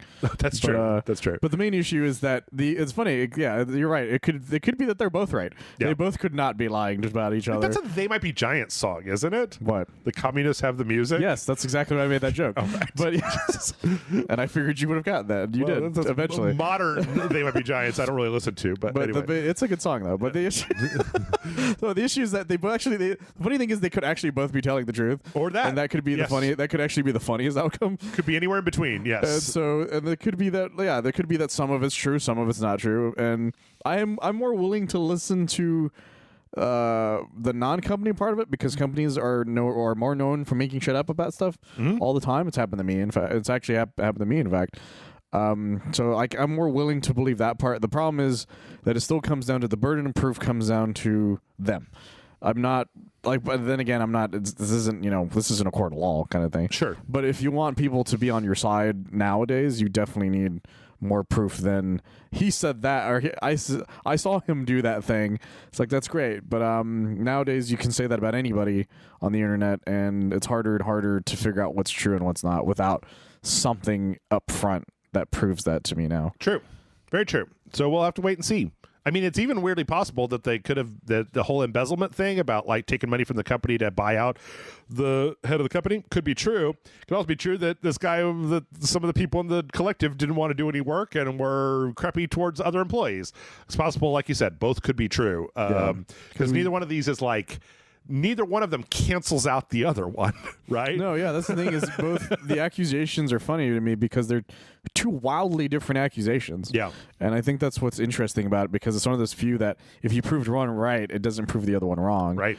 And I think that's very interesting. The corporation could have stolen the property rights out from underneath them, and they could also have been shopping the property rights around to other companies on the sly and got caught doing it. Yeah. Like those two could both have happened. It's not like that other one where that company had like hired those people to like port their game somewhere, and then they took that funds or whatever. You remember what I'm talking about? Yeah. It's like one of the, if you prove one of the other ones, it proves the other one wrong, kind of thing. Where this is the exact opposite of that. I'll tell you what, though, I am much more inclined to believe Mick Gordon. Oh, yeah, holy shit. This is the one, yeah. I saw the original tweet that he had put out being like, I'm going to fucking start saying some shit, and you better best believe I have the whole thing. Yep, I read this. This was an hour-long Medium article. It's like, fucking massive. So, for anybody who doesn't remember, Mick Gordon... So, okay, here are the series of events that I know in my, happened previously. When Doom Eternal was announced, one of the collector's edition things were a soundtrack by Mick Gordon. When that soundtrack was delivered, it was complete garbage. Yeah, like, it was terrible. Mixed by, like, a 2-year-old. Like, I could have done a better job making a soundtrack. It sounded like they just basically, like, captured the audio from the game and then just, like, without even putting a crossfade in it, just jammed tracks together in order to make a soundtrack. Yeah. After that happened, Marty, what's his name? I forgot. Read it 100 times. Marty Id, I guess. Stratton. That sounds right. Yeah, Marty Stratton, the director, put out like a big post on Reddit explaining why this is all Mick Gordon's fault. Like, he's a piece of shit. He had these deliverables. He didn't deliver them.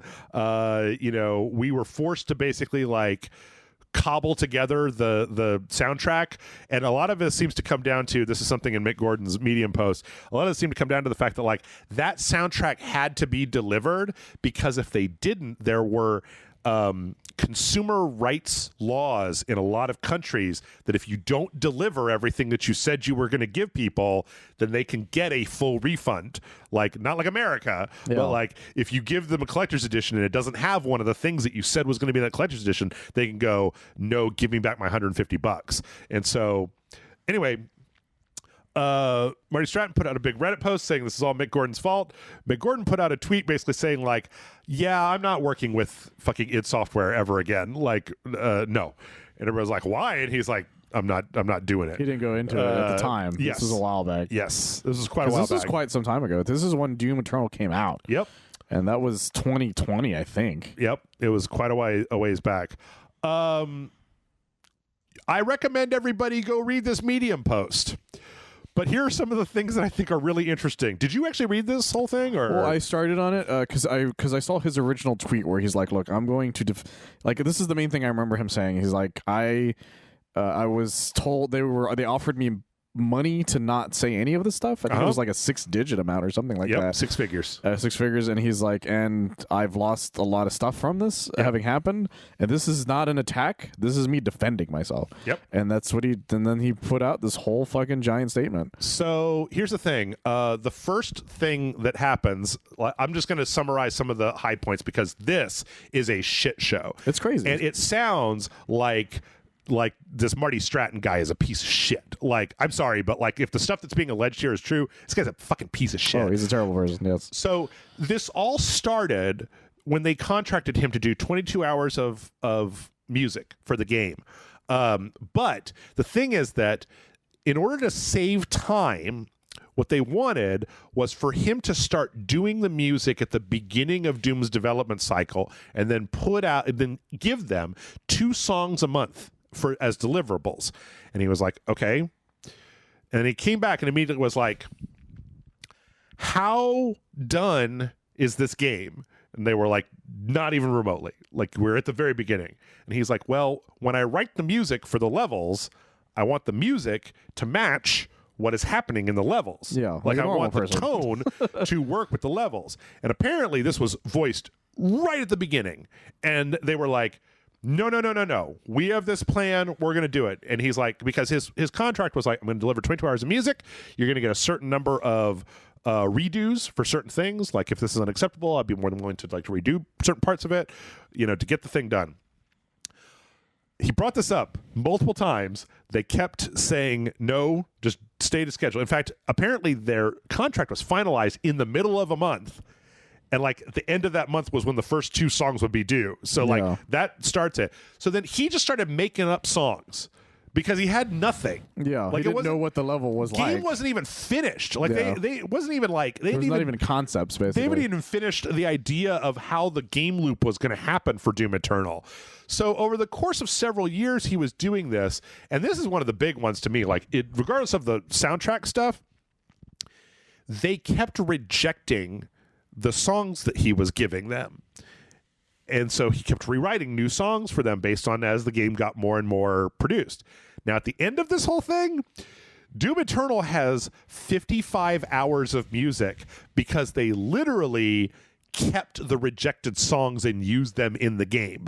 Like he would make them songs, they would say this doesn't match, but then they would keep the song and they would use it later. So Doom Eternal has 55 hours of like original music. He was paid for 22 hours of it. Yeah. Apparently it took him 8 months to get his first paycheck because they kept rejecting songs and they were like, well, you haven't given us any deliverables yet. He's like, yes, I have. You keep rejecting them. They're like, well, they're not what we want. And it's like, well, you tell me what you want. Yeah. Like, well, we haven't decided yet. And he's like, well, that's not my fucking problem. Yeah, that's not my fault. Yeah. Apparently, once he finally got the whole soundtrack done, it was like for halfway through this process, he was like, hey guys, last time you contracted me to do a soundtrack. Are you going to want me to do the soundtrack this time? Because it would be easier if I could start working on that while I'm doing this development, and as tracks get approved, I can add them into like a bucket and work on them, blah, blah, blah, blah. And they were like, no, don't do anything. No, don't worry about it. Then he found out at E3 when they put out a collector's edition where they had listed Doom soundtrack by Mick Gordon, like Doom Ultimate Soundtrack, OST by Mick Gordon. He was like, seriously, this takes time to do. I need you to tell me if this is going to be a thing. We need to negotiate a new contract. And they were like, don't fucking no, stop. Get the game done first. When the game was done, then they finally started talking about this, and they gave him like 2 months. Or they Stratton in his Reddit post was like, yes, we negotiated this the contract for the OST in January, and Gordon was supposed to deliver it by March, and then in March he was way behind, and he was like, I need until later in April to get this done. And at that point I had to get my sound guy to be like, I need you to start putting something together because I don't think this guy, he's too unprofessional, he's not gonna be able to do it. Mick Gordon is like, I have that contract, it was signed on March 10th. Like it was signed about a month and change before the final product was due. It was for 12 tracks. The OST for Doom has 43 tracks on it. Yeah. Like, this thing was a shit show. And once it got to the end of it, then like when the bad press started coming out, apparently Marty Stratton like got on a Skype call with Mick Gordon and was like, well, we need to come up with an idea of how we're going to do this. And he was like, look, if you just pay me like what I am owed for the game, and then we can negotiate something, I will go through and make you a good soundtrack to do this. And they went back and forth, and the big thing was just like, okay, well, we're going to present a united front on this, like, hey, we've had our problems, but like, so to make sure the game doesn't get, like, a lot of people worked on this, blah blah blah blah. And then like he was like, okay, which after being fucked by this guy for 2 years, I don't know why he was like, okay, except for most people don't like to just be like, eat a bag of dicks, I'll see you in court, bitch. Like, I think the main thing is that he was just tired. Yes. He was just like, okay, fine. If you want, if as long as everything works out, and I don't really care at this point, is basically is what his stuff was saying. It felt like at that point, which I get that 100%. Yep. And then the next day, Marty Stratton put up this Reddit post from a 3-year-old Reddit account that doesn't ever post anything. They just blame him was for just everything. like, this is all Mick Gordon's fault for being a stupid piece of shit. And he was like, and so then they got into like, okay, now the lawyers are involved. And apparently once they started talking, one of his biggest things was like, you need to take that down and say publicly that that's not true because you are harming my reputation of years by having other people who don't know this situation read this and think that I'm not a good person to work with, even though I bust my ass to make this work. Yeah. And they were like, the lawyers apparently for id were like, no, that will harm Marty's reputation. It's going to fuck up what people think about the game.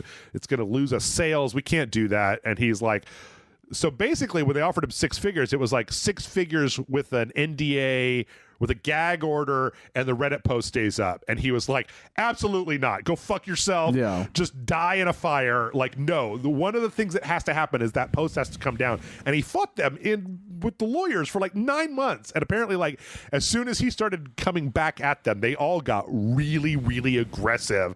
And they started wasting his time. Oh, we're going to have a meeting on Tuesday.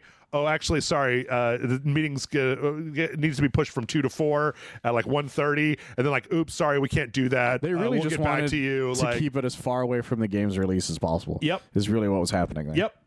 Yeah. Apparently, there's a whole piece in this saga where he like went around id to Bethesda directly to be like, hey, you guys, this is your product. Like, this is going to be a problem. Yeah. And like the thing is, this guy's got all these emails that are just like, hey.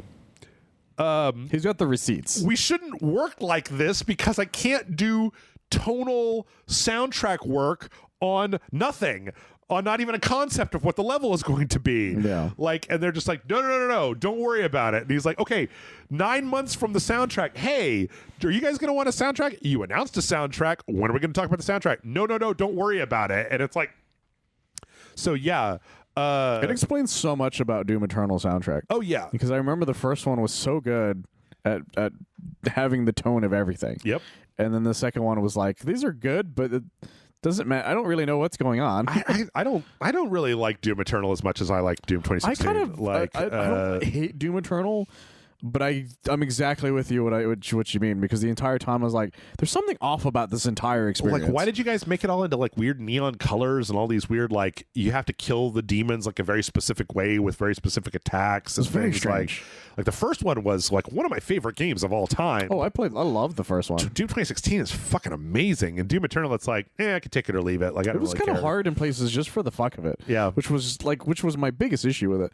Whereas with Doom 2016, I was like, I'm getting better at this every time. Yeah. Whereas with Doom Eternal, I'm like, you guys are just kind of being shitty for no reason. Also, a lot of these and then the DLC made it worse. Yeah. With that, I'm like, you're even making this harder for me. Yeah. And I don't understand why you think this is fun. Here's 3 hunters, and one of them is like powered up, and I'm like, I have enough of a problem with these guys when they just show up normally. Like, I hated it. I hated a lot of the enemies that showed up in that. But yeah, I recommend everybody go look at this Medium post it's because massive. it's like an hour long. It really goes into like 100% detail, and it smacks true.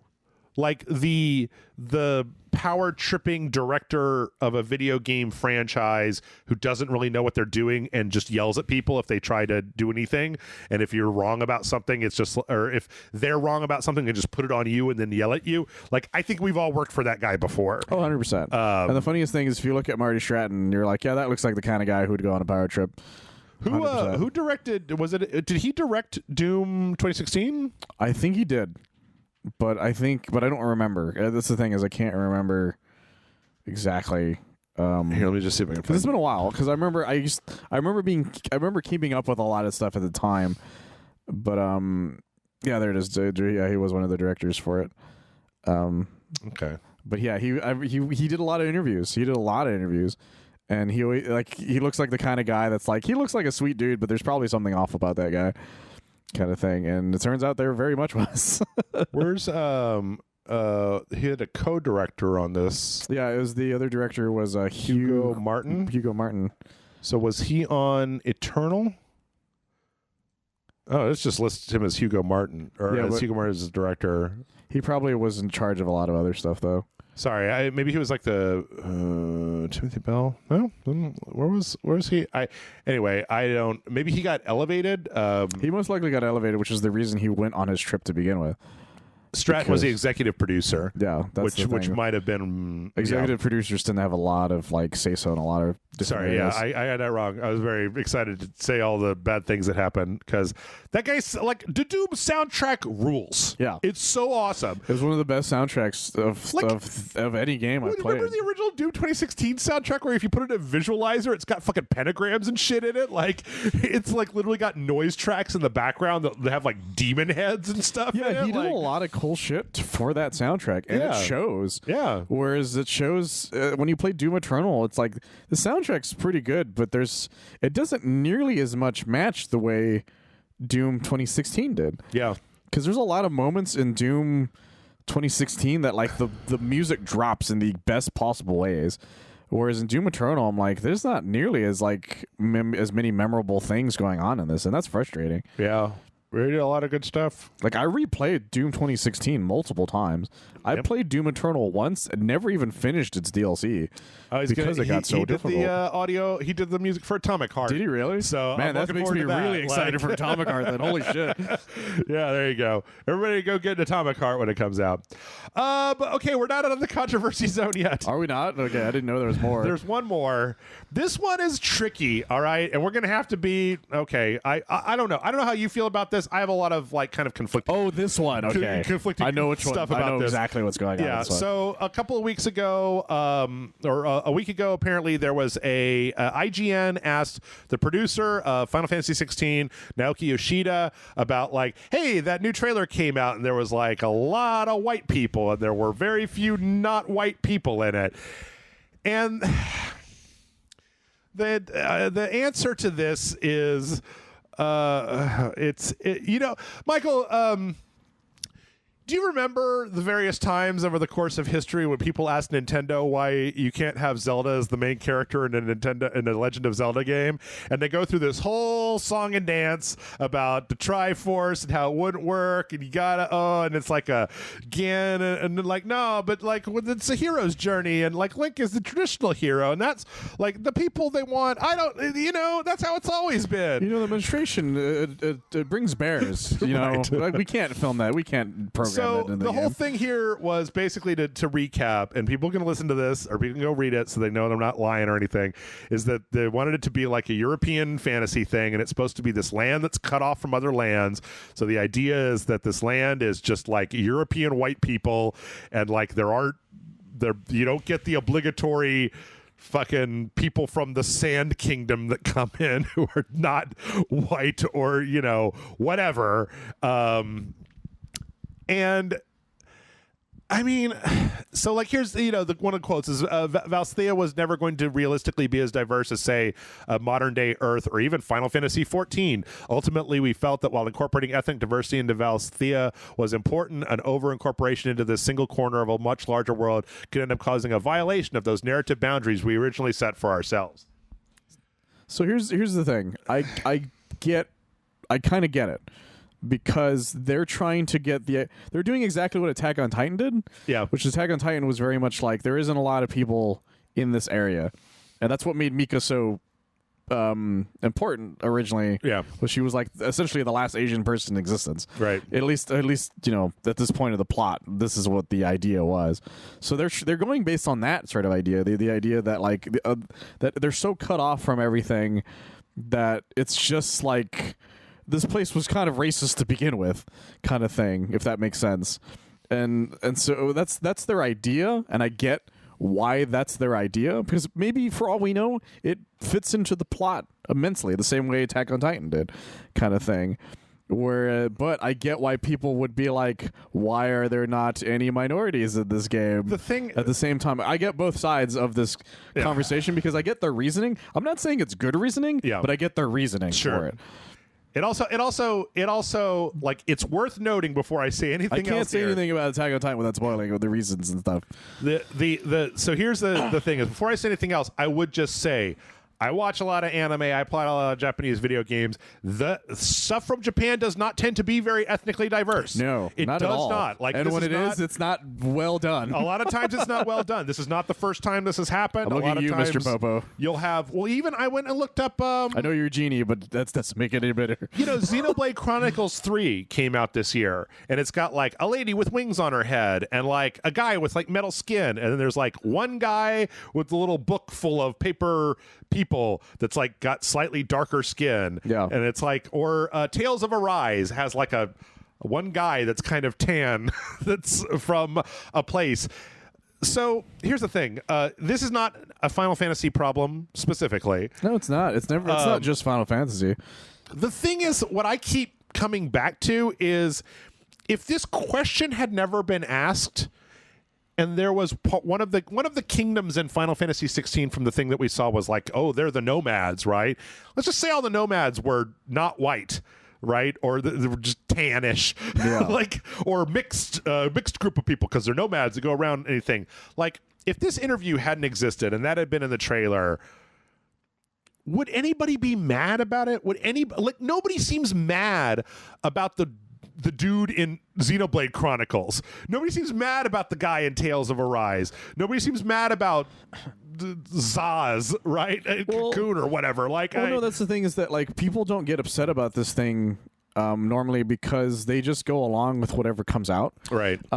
They're mad about it, but they're not mad about it outwardly, if that makes sense. Yeah. Because a good example of this is that I bring this up all the time, because black people always bring up the fact that they're like, well, we don't have any representation in a lot of things. It's like, well, Mexicans also do not have a lot of representation in things that are not related to gang stuff, right? Kind of thing. Because that's the argument that I've always had when it comes to Marvel. Because you look at Marvel stuff, and for a while it was like black people had a lot of superheroes in that, and we had fucking the guy who recaps shit from Ant-Man kind of thing. Like, that was the only like Mexican in the entirety of the universe kind of thing. Yeah. And it was very frustrating.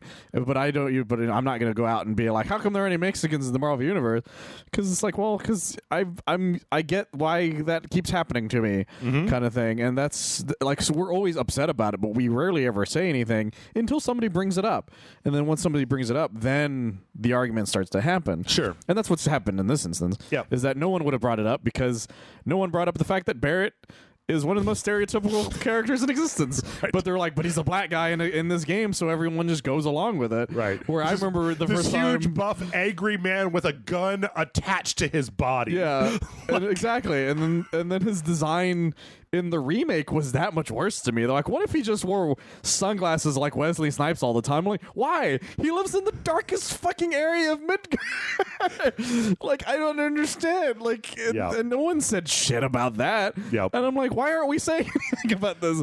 And that's exactly what it is. It isn't until somebody brings up the idea of race in anything that people finally start having that conversation. Like, My Hero Academia is a good example of it being done well. No one ever brings it up. Yeah. It's not like a huge deal that they're doing it well until somebody brings it up. Right. And then the same thing with Dragon Ball. It's not, Mr. Popo wasn't a giant issue until somebody brought it up, although it should have been a giant issue from the get-go until somebody brings it up. Yeah. And that's a lot of culture in general, and that's why I see both sides of this argument, because they're just ignorant so they don't understand why people are mad about it, because to them this story makes sense in this context. Sure. And to me, I get that 100%. Which is why I brought Attack on Titan up, because I don't remember that many people of color in that area, because they were in such an enclosed area. Yeah, and then you find out exactly why that's a thing. Right. And that's exactly what they're going for. They're going for the exact idea. But okay, Attack on Titan is a good thing to take a little bit of the focus off Final Fantasy, right?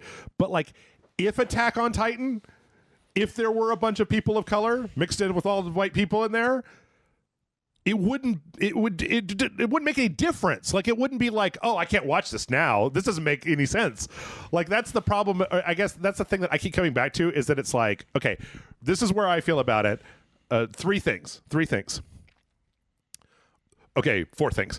Like, this is a world full of like dragons and summons and bullshit, right? Yeah. And crystals and whatever. Like, the idea that you have to have like fucking 2 million years of racial history mapped out, nobody cares. Nobody gives a shit. Like, it's fine.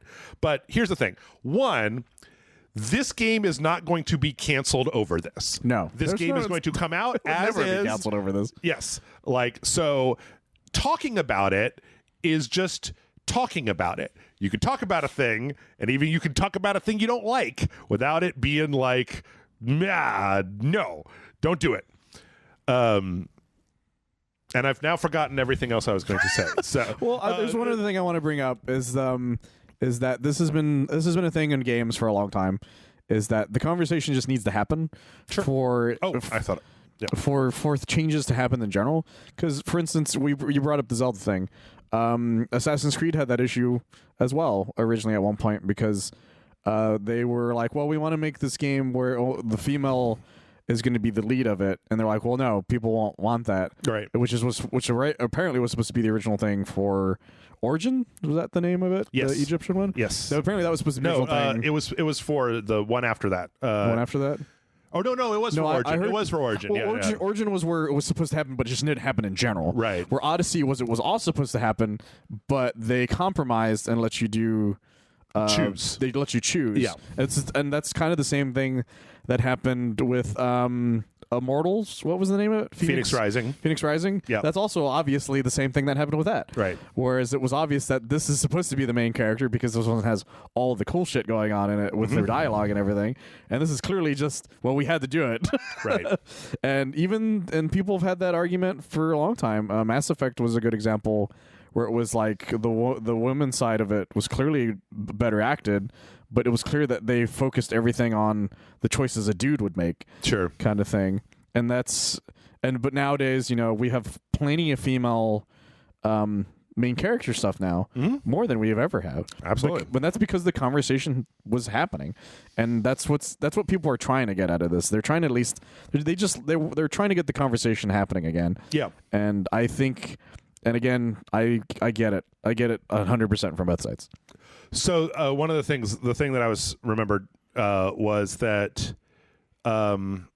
there is kind of like a moral question, I feel like, that happens that a lot of people go to. Yes. But I think that there's an even simpler thing, which is if this is what your audience wants and you don't give it to them, then you shouldn't be surprised if your sales numbers are down.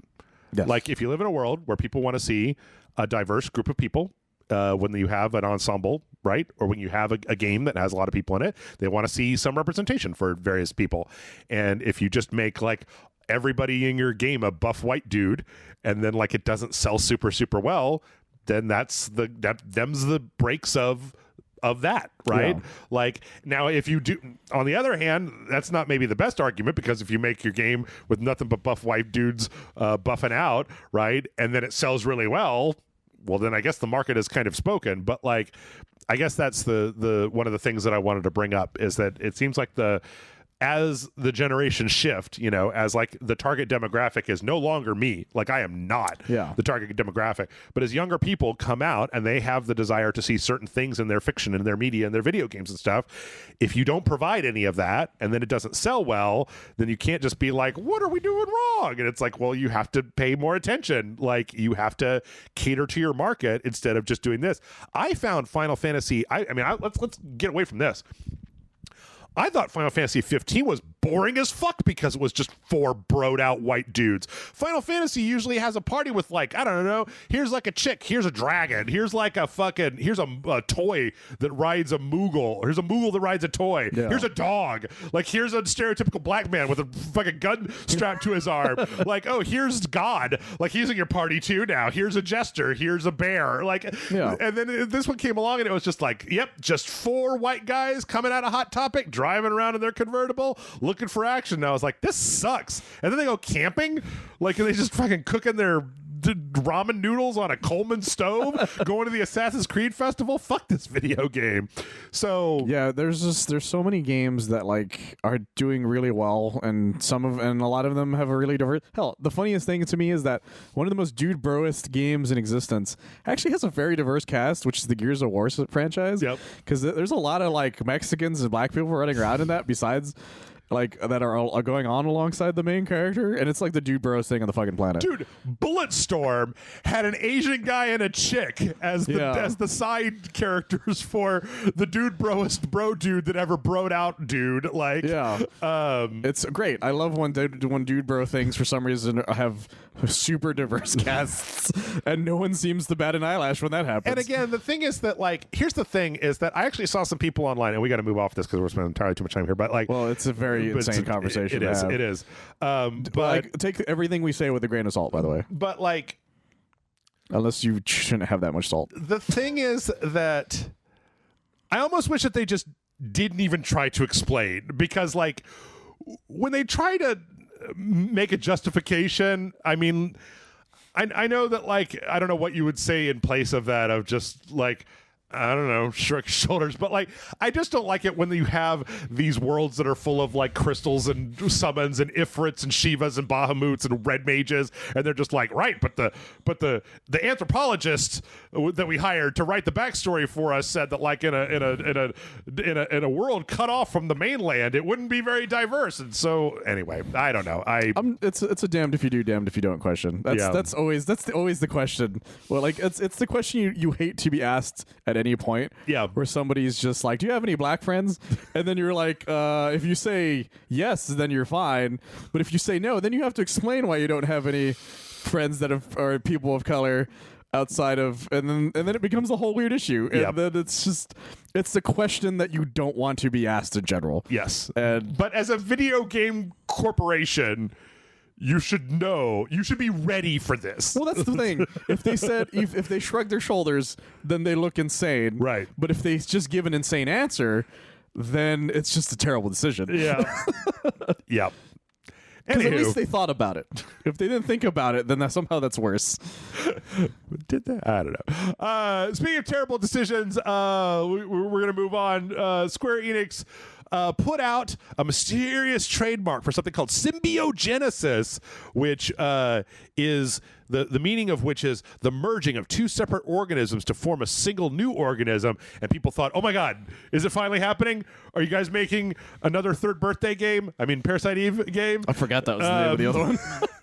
And no, it's NFTs. God damn it. It's fucking NFTs. It is. But will the NFT have people of color in it? That's a good That's question. the good question. That's a good question. It's what's the quote here? It's the first digital collectible art project designed from the ground up for Web3 fans. I'm pretty sure that's not true. It's definitely not true. Like, isn't that exactly what the Bored Apes are? Like, isn't that exactly what all of the other NFTs are? It turns out they're Bored Apes that have summons. Oh. Or something like that. Okay. And one of them, Seth Green. Bored apes that it's just the bored apes, but they all like they put the cloud hair and they put like the he's got the sword on his back. Yeah, they put like all of the different things. There's like Barrett's gun. There's a Titus one. there's a Barrett one. There's a little white mage one. The Titus one's special because it does the laugh. Yes. We can make an NFT is what I'm saying. See, things like this are what make me think that Square Enix doesn't know what the fuck they're doing. They don't. And they are not thinking about it. Well, no, they never. They stopped. They sold off so many things for so little for this bullshit. Yep. And it's just they make terrible decisions, man. It's just awful. Isn't the entire Web3 market like underwater? Is it all of crypto? 1,000%. Like the line went all the way down? It's still going down as far as I heard. Yeah. Great time to get into there. Great time. Let's build an MMO next. Let's do that right now. No, they have an MMO. Yeah, no. I was gonna say what's Dota? A MOBA. Oh, a MOBA. Let's make a MOBA. Let's make a Final Fantasy MOBA right now because our phone-based battle royale game got shut down. So what's next? Let's go backwards. Let's make a MOBA based on Kingdom Hearts. It's free real estate. Yeah. Okay. Square fucking weirdos. Speaking of big teasers and new things, N7 Day came and went, and EA put out a little thing for Mass Effect. It was a little like 2-minute video or like actually 25-second video that shows basically like a new Mass Effect or Mass Relay being built. Yeah. The Mass Relay kind of has the colors for Cerberus from 2. Like, yeah.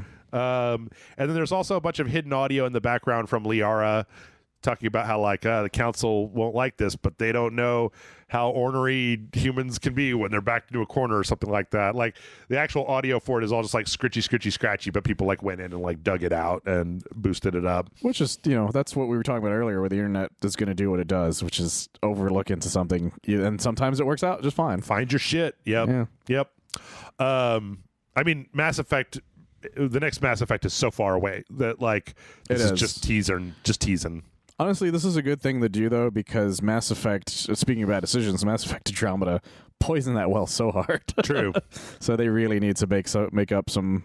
They need to get people excited at the idea of a new Mass Effect again in general. Yep. In other EA news, EA is closing down Project Cars. I forgot what that was. It's one of those indie game. It's a racing sim. It was mostly PC focused. It was owned by the company that made it was owned by Codemasters. EA bought Codemasters. Wow. Codemasters also had another game called Grid Legends. Oh, I know what that one is. And so they decided that between Grid Legends, Project Cars, and Need for Speed, they didn't need 3 fucking racing franchises. That's actually fair. So they basically just dissolved Project Cars, and they're dispersing the employees internally to EA to different places. So They could go to all the other racing places. right. They'll be fine. So let's go to some trailers. We got our biggest. Actually, you know what? I want to do this one really briefly because this is really funny. This is my last EA story. EA apparently had an update to The Sims 4 that happened last week, and then just like on their forums and in their like support ticket system, it was like, "You guys updated this game, and now all of my Sims are acting like raging assholes all of the time." And apparently, like in order to prep for one of the new updates, they added like a new like loyalty stat or something to it, but they didn't assign it anything. And people think it's just because nobody has any loyalty to each other that families just start like ruining each other and getting super pissed off and yelling and screaming all the time because they don't have any loyalty towards each other. Right. So I love the idea that EA patched The Sims and now all the Sims are jerks. Like, I kind of love that. That's kind of amazing to me, but well, it's a great example of just like adding something without thinking about it. Yeah. Because somebody did that and they forgot to just be like, this needs to not be on. Right. Like it's there, but it just needs to be off in the background. Yeah. So I love that because, oh my God, there was some guy who's in the middle of like a very delicate situation with their sim who now is just, he can't fix it now. Whole family's fucked. His whole family's fucked, or that character just pissed off everyone he loves. Yep. And his whole life is going to go down the shitter now. Yep. And I love it. I do too. All right, now let's do trailers. We got our launch trailer for Pokemon Scarlet and Violet coming out next week with the Ed Sheeran song in the background. Pokemon. Yeah. This one was a pretty good. I mean, like it just, I don't know, went through all the features. Like it made it look real cool. You know, I actually am kind of interested in playing this. We're obviously going to, I'm not going to skip it or anything. We're going to check it out. I think I've kind of come to the conclusion that I don't want to play a Pokemon video game. Like, no matter what you do with it, I'm not interested in playing a Pokemon video game. Like, I've tried them. They're all very highly rated, and they just don't do it for me. The issue is that Pokemon did something that a lot of games that I grew up with, I figured was going to happen to me eventually. Yeah. Is they added more and more things to it that made it so much more youth focused, or in some ways, and that's weird to say, that it's finally gotten past the point that I'm like, I am now definitely too old to play Pokemon. I can see it. At least that's how it feels to me. I'm not saying you people who are my age and above, like Cargo, for instance, are too old to play Pokemon. But if to me, I've gotten to the point where I'm like, this isn't for me anymore. You heard Michael, everybody. If you play Pokemon, you're a baby. Yes. You're a baby man. You're a big old baby. You're a big old baby. You need to complain more about Final Fantasy. Yeah. I don't know. It looks good. Honestly, my other issue is that the two legendary Pokemon are stupid shit. Oh, the motorcycle lizards? Yeah, because one of them actually turns into a motorcycle and the other one doesn't, and that's dumb as shit. Yep. Like, why would the one that looks like an actual motorcycle not turn into a motorcycle? Why would it run instead of using its motorcycle wheels? Exactly. It's stupid. I don't understand. But also, yeah, again, Pokemon's gotten too convoluted for me. Also, I'm just gonna say it right now, Michael. I just beat Bayonetta 3, and I don't want to play Switch games anymore. I've got a very nice computer and 2 consoles that run at 4K, and a lot of the these Rabbids, Jeff. A lot of the games. Well, no, the thing is that Rabbids was one of the first games I've seen in a long time that was like very sharp. Right, looks really good actually. Like a lot of these modern Nintendo games are like, Bayonetta looked okay, but like there was so much going on, and they wanted to keep the frame rate so high, they had to make it like less detailed. Kind of looks a little like crap, man. Like I wanna wait for the fucking 4K re-release on the PC. Like that's what you did with Monster Hunter. You got really into that one. Yeah. Well, actually, I mean, I beat the single player of Monster Hunter, and then I went back in and actually did the multiplayer when it came out on the PC, mostly because I got a 120 hertz monitor, and I wanted something that was going to run at 120 hertz, and Monster Hunter did. That's fair. But then I burned myself out on Monster Hunter, so. We got our first gameplay trailer for the Sherlock Holmes The Awakened. This is Sherlock Holmes versus Cthulhu in Louisiana, which I can't wait to give a shot. Because, I forgot about that, yeah. Yeah. I don't know. I'm in the mood for mysteries after Curse of the Golden Idol. But yeah, this looks pretty cool. Like, I don't know. I like the idea of Sherlock Holmes and Cthulhu running into each other. And that's the funny thing about Sherlock Holmes is that he entered the what's the word I'm looking for? Public domain. Oh yeah. At least certain versions of him, because that's the argument that happens with these characters, is that if you make them a certain way after a certain point, then they come after you. Right. But I like the fact that once a character becomes public domain, they fight all of the other public domain things. Yeah. But the Cthulhu ones tends to be the more interesting one whenever that happens. Yeah. I don't know. I like it. I like it's interesting. It's interesting to see somebody. I want to see what happens when the keen mind of Sherlock Holmes meets the insanity of the Cthulhu. I'm pretty sure there's already a book like this. Oh, almost certainly. But this is the first time somebody did the game for it. Yeah. If that makes more sense. Also, it's from Frogwares, and after the Sinking City, I like what they did. Evil West got a co-op trailer. Ooh. It was really funny because the producer came out and was just like, okay, so here's the deal. You can play Evil West co-op. He just puts another one of the main characters in there.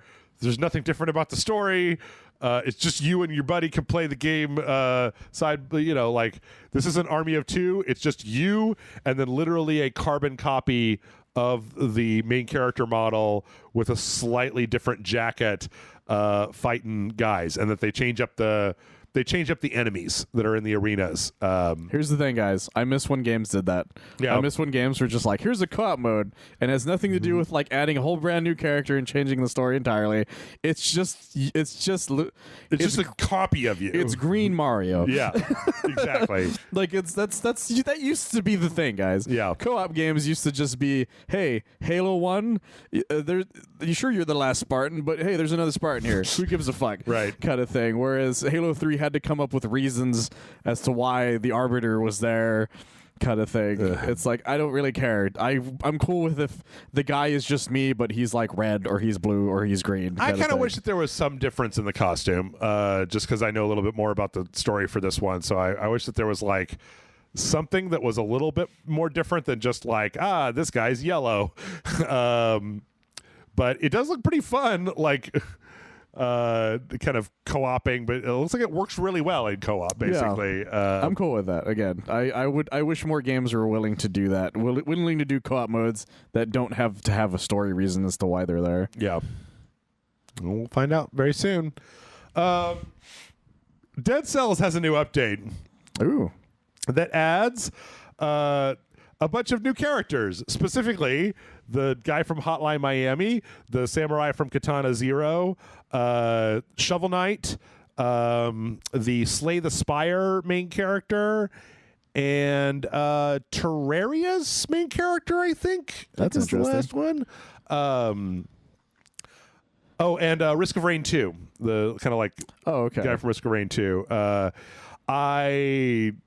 think it's really cool. I love me some Dead Cells. I love some new stuff. I love the framing of this trailer because it starts with the guy from Hotline Miami just like smashing like an enemy over and over and over again with the bat, and then after the trailer ends, it just basically cuts back to that same guy just like smashing the same enemy with a bat. And yeah, that's free. That's another thing I love is when a game is willing to have other characters from like random shit in it. Yep. I wish more games had weird shit like that, but it's really difficult to do because you have to get partnerships and stuff. True. But yeah. River City Girls came out with their last like main character from the story, which is this breakdancer named Provy, or Provy. Still no release date. Everything about River City Girls looks awesome. Did you see that they added the other character they added before her was Marion, who is the No, I did not know that. the lady that gets punched in the stomach at the beginning of Double Dragon. Well, she's just the girlfriend of the Double Dragon team, Right? But then like her character model has like a cut off top, and she's got like the fucking abs of steel because she just like they put her in the jail, and she just started doing sit ups and like pull ups and working out until she got so buff that she just broke herself out, waiting for the Double Dragons to come rescue her. I love that. That's amazing. Well, that's the thing. I love that beat 'em ups have not died. Yeah, and I love that this series specifically has decided to have the Double Dragon stuff in the background, but like have them be like this weird, almost sad version of themselves. Yep. Yeah, because they were like the dojo guys in the first one, and one of them was just like, "I miss my brother."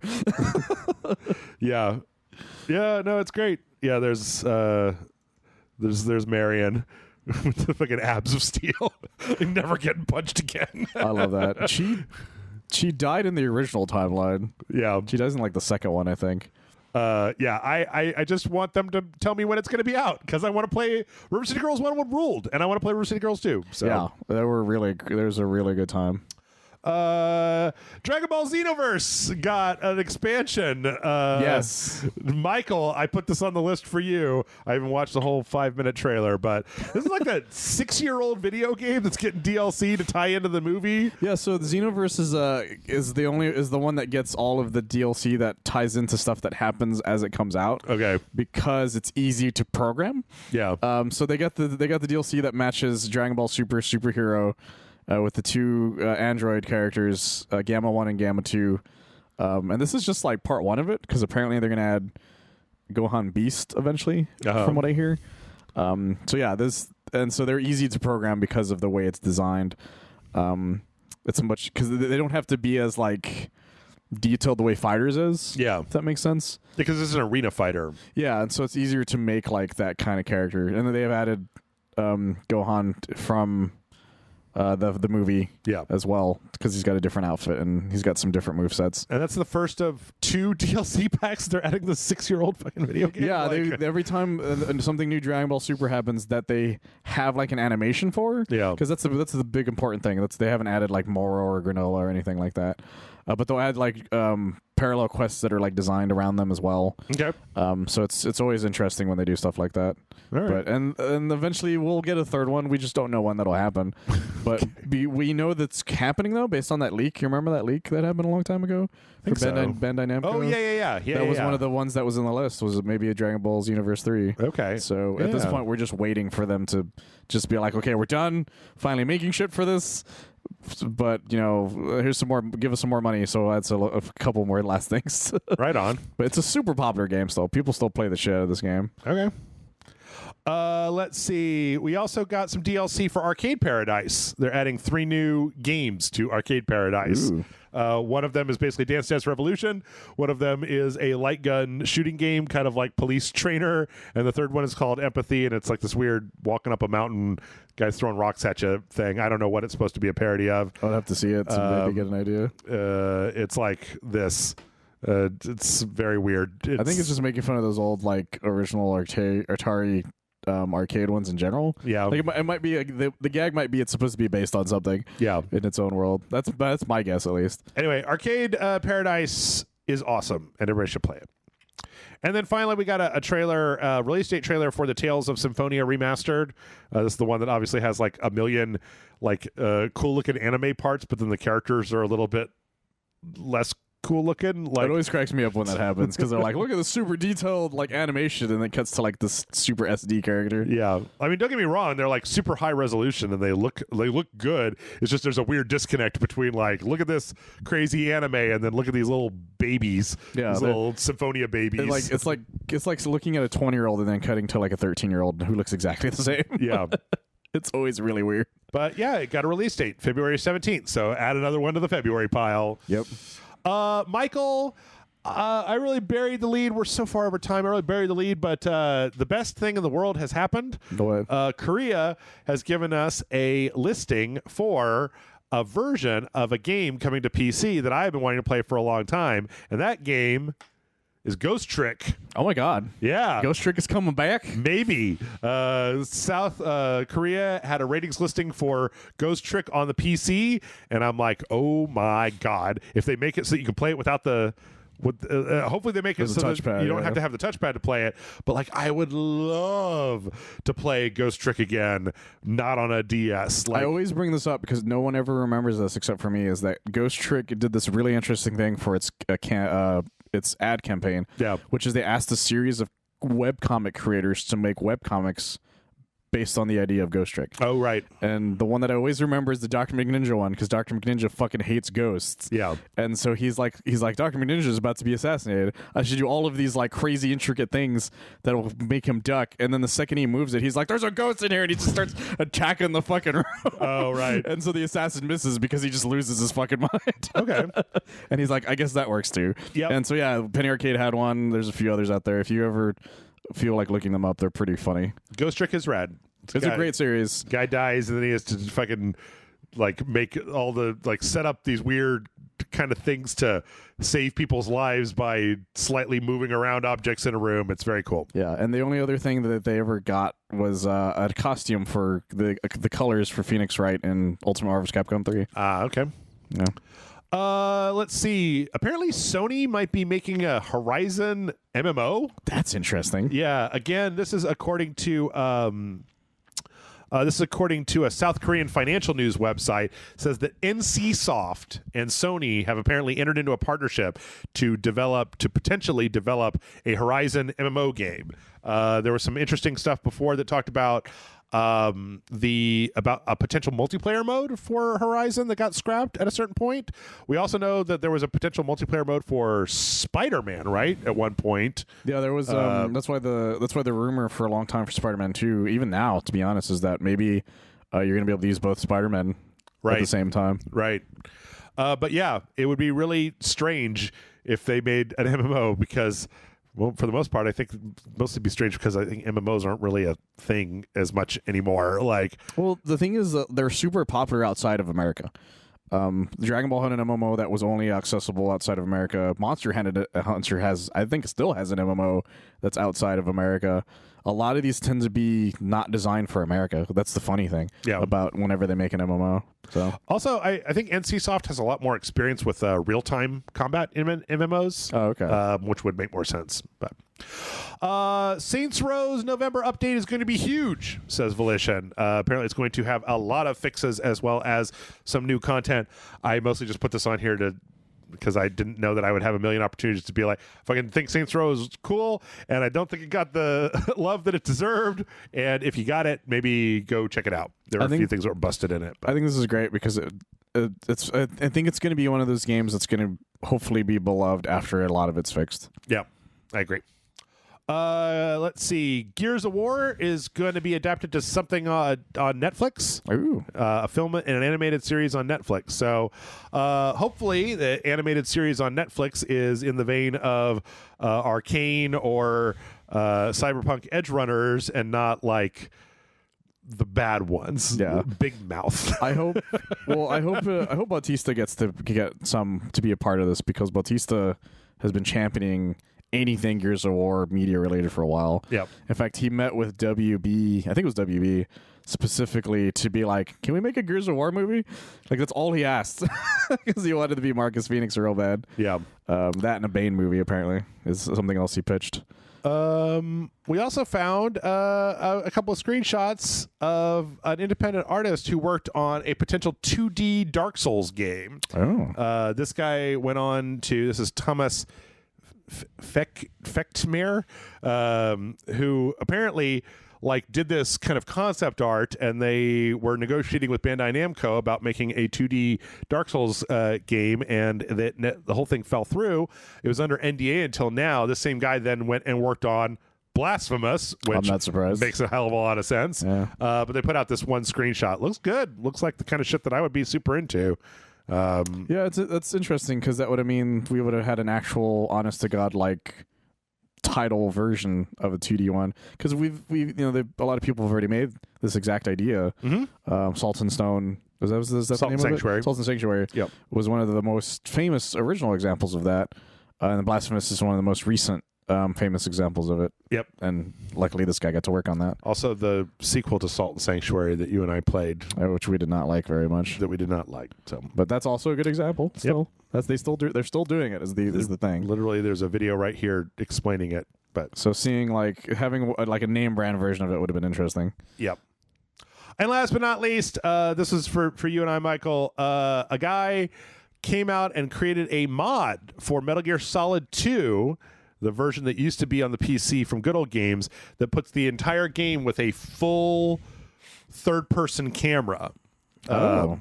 Which apparently was a huge undertaking because it involved not just ripping the camera code out of 3 and then putting it in, but they had to put together the code that details what happens when it hits a wall and all this other stuff.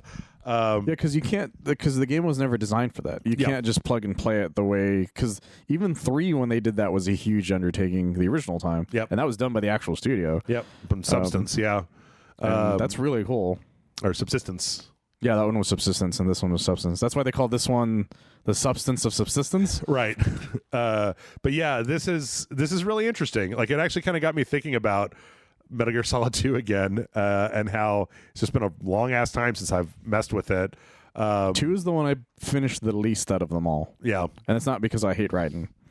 Also, that might be part of it. The whole thing here that this guy has created, it's got a one button click on the controller to go back to the old camera mode, just cut between the two different cameras. It also has some controller tweaks to it. It's really interesting. You have to have the game, and it's on it's a GitHub repository thing, but it is interesting to kind of think about the idea of playing MGS2. I don't know if MGS2 would be better or worse with a detached camera, because those camera angles were really set up to be very dramatic, and then you had the first person if you needed to free look, right? So well, the thing is, it was still a limitation of its time. Yeah. And the thing is, I feel like it would have had it at one point, but you're right. A lot of the thing about Kojima games, especially from PS1 to 5, had very specific design choices. Yeah. When it came to when things happened. Yep. And since you have that option to still go back to it, you still could do that. But from a gameplay standpoint, this could be a lot of fun. Yep. And Metal Gear Solid 2 is the weird stepchild of the series, and it has been for years. Yeah. Specifically because of the fake out with Raiden being the main character.